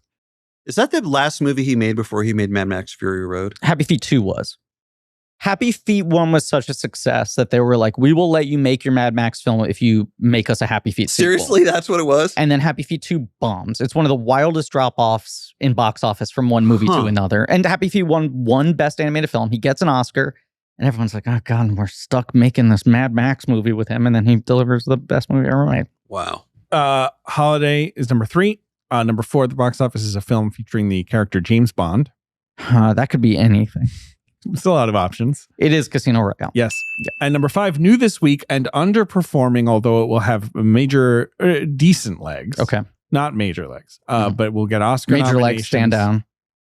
Got a bunch of Oscar noms, including 2 acting noms. It's a big adventure, drama, action, very serious. It's about issues. It's underperforming. It's about a huge movie star. It's a huge movie star. Is it a cruise? No. No. Is it Blood Diamond? Blood Diamond. Yeah, there we go. Leo DiCaprio in Blood Diamond. Mm-hmm. Then you've also got the wonderful, incredible Deja Vu at number 6. You ever seen Deja Vu? I don't think so. I think you'd love it. A Sims favorite. Yes. What is it about? It's a Tony Scott film about it's Denzel Washington plays a guy who's investigating a terrorist attack and then is exposed to strange surveillance technology that he eventually realizes is time travel technology. It's completely insane. It's like Source Code with Jake Gyllenhaal. Did you ever see that one? That one's good. Yeah. He's on a train and he keeps looping back to try to find the terrorists. Weird. It almost feels like I've seen that movie before. Nice. 10 comedy points. You've also got Unaccompanied Minors, the Paul Feig kids film. Based on This American Life story? Yes. Yep. You've also got The Nativity Story, the Catherine Hardwicke Manger movie. Yep. Deck the Halls. That's the Jamie Lee Curtis's. Nope, that's Christmas with the Cranks. This one is Danny DeVito and Matthew Broderick fighting over who has more lights on their house. And you have the absolutely reprehensible The Santa Claus 3, The Escape Clause. One of the most evil films ever made. A kind of Lynchian glimpse into the portals of madness. Now, when, and we really should just be done, but when David saw the film, number 1 at the box office was a surprise smash hit, R-rated action movie. It would be called 300. 300. Right. Did you see 300? No, I was too... I heard it was fascist, and so I withheld my money. I did not want to promote that ideology. Snyder's response was like, yeah, it was. It's about the fascism of our war in Iraq. Wasn't he kind of saying some shit like that? It's not my favorite of his movies. My favorite thing is to refuse to see a movie because I've decided it's fascist. Yeah, that's like my hobby. It's good. And then to announce it proudly to everybody. Right, well, I never saw Happy Feet 2, actually. I heard it was kind of fascist. There's a lot of fascist movies in this top. Number 2 at the box office, a big family comedy starring Tim Allen and others. Well, it's Wild Hogs, one of the most fascist films of the 21st century. Deeply fascist movie about the lure of motorcycle gangs. Number 3 is a adaptation of a young adult classic. 2007, Bridge to Terabithia? Yeah, a hugely fascist movie, of course. Number 4 at the box office. The bridge is too fascist. Yeah, right. I've never seen it. That's good. I read the book. Number 4 is a comic book adaptation. Is it Ghost Rider? Nick Cage and Ghost Rider. Kind of a fascist how do you movie. do this, man? Every single time. This is the Matrix inside my head. This is why it takes so long for me to respond when you ask me a simple question, is because I have to shut down the box office pages. It's just like running like a crawl when in your people head ask me what time it is, I'm like, I have to X out of like 17 tabs to get to it. The Ghost Rider movie in which Peter Fonda plays the devil. It's kind of a fascist movie. A genuine thing I texted David last night is, you know what I think about a lot? That Angel Eyes and Shrek came out on the same weekend. It's true. It's a thing I think about way too often. Number 5 at the box office. Who gives a shit? One of the great films of 2007. David already invoked it many times. It's a holder from 2007. No. One of the early films. It's Zodiac? Zodiac. Yeah. And then you've also got Norbit, fascist. Number 23, fascist. Music and lyrics, not fascist. Breach, not fascist. Amazing Grace. It'd be rude for me to call the movie about the anti-slavery movement fascist. So not fascist. Okay. Funny. Yeah, so that's what was that. So actually, not a lot of the movie, but Zodiac, you did see. In the theater, I loved it. I think that's probably the only thing. You probably saw it. Well, The Lives of Others is here, as you mentioned. Pan's Labyrinth, you probably saw that. Yeah, a lot of the 06 anti-fascist. holdovers. Very anti-fascist. Yeah, it would be really rude to call that fascist. That would be nakedly anti-fascist. You held a press conference to announce you were going to see that movie. Only high school movie critic David Rees would dare to say that movie was fascist. You'd be like, I see through the veneer exactly. here. Yeah. We are done. We have podcasted for a long time, as we are wont to do on our David Lynch miniseries. People should watch Going Deep with David Rees, now seemingly on and YouTube. Dicktown. On Hulu. And Election Profit Makers. Can I plug something? Please. Of course you should. Well, is this coming out before or after the election? What's y'all's schedule? After. This is coming out around. Depending on how the election goes, my podcast might still be going. No, come on. You got to keep it going. We'll see. Election Profit Makers is a salve for me every week. Sims talks about it all the time. You and the great John Kimball talking about, skylines and, foot pedals and, I don't know, occasionally politics. Every so often. It's great. And, I was getting worried for you guys. Things just felt a little despairing in the Democratic Party. That hollowed out feeling. Yeah. Right. It was getting a little lynchy in the presidential race. But things have changed recently and feel a little more energetic. So that's good. Here's another thing I texted you last night. Our biggest takeaway from 2024 should be that presidential campaigns, it should be illegal for them to be longer than 6 months. Yeah, it should be like parliamentary elections. Yes, the Brits have it right. 6 weeks and out. Let's just, race to the finish. You can find all of the links to David's work in the episode description. Great. Thank you for being here. Thanks for having me. It was really fun. It's great to see all you guys again. I'm glad we made it happen in person. It was touch and go. We'll talk about it one day. We'll talk about it one day. Griffin, take us out. Thank you all for listening. Please remember to rate, review, and subscribe. Thank you to Marie Barty for helping to produce the show.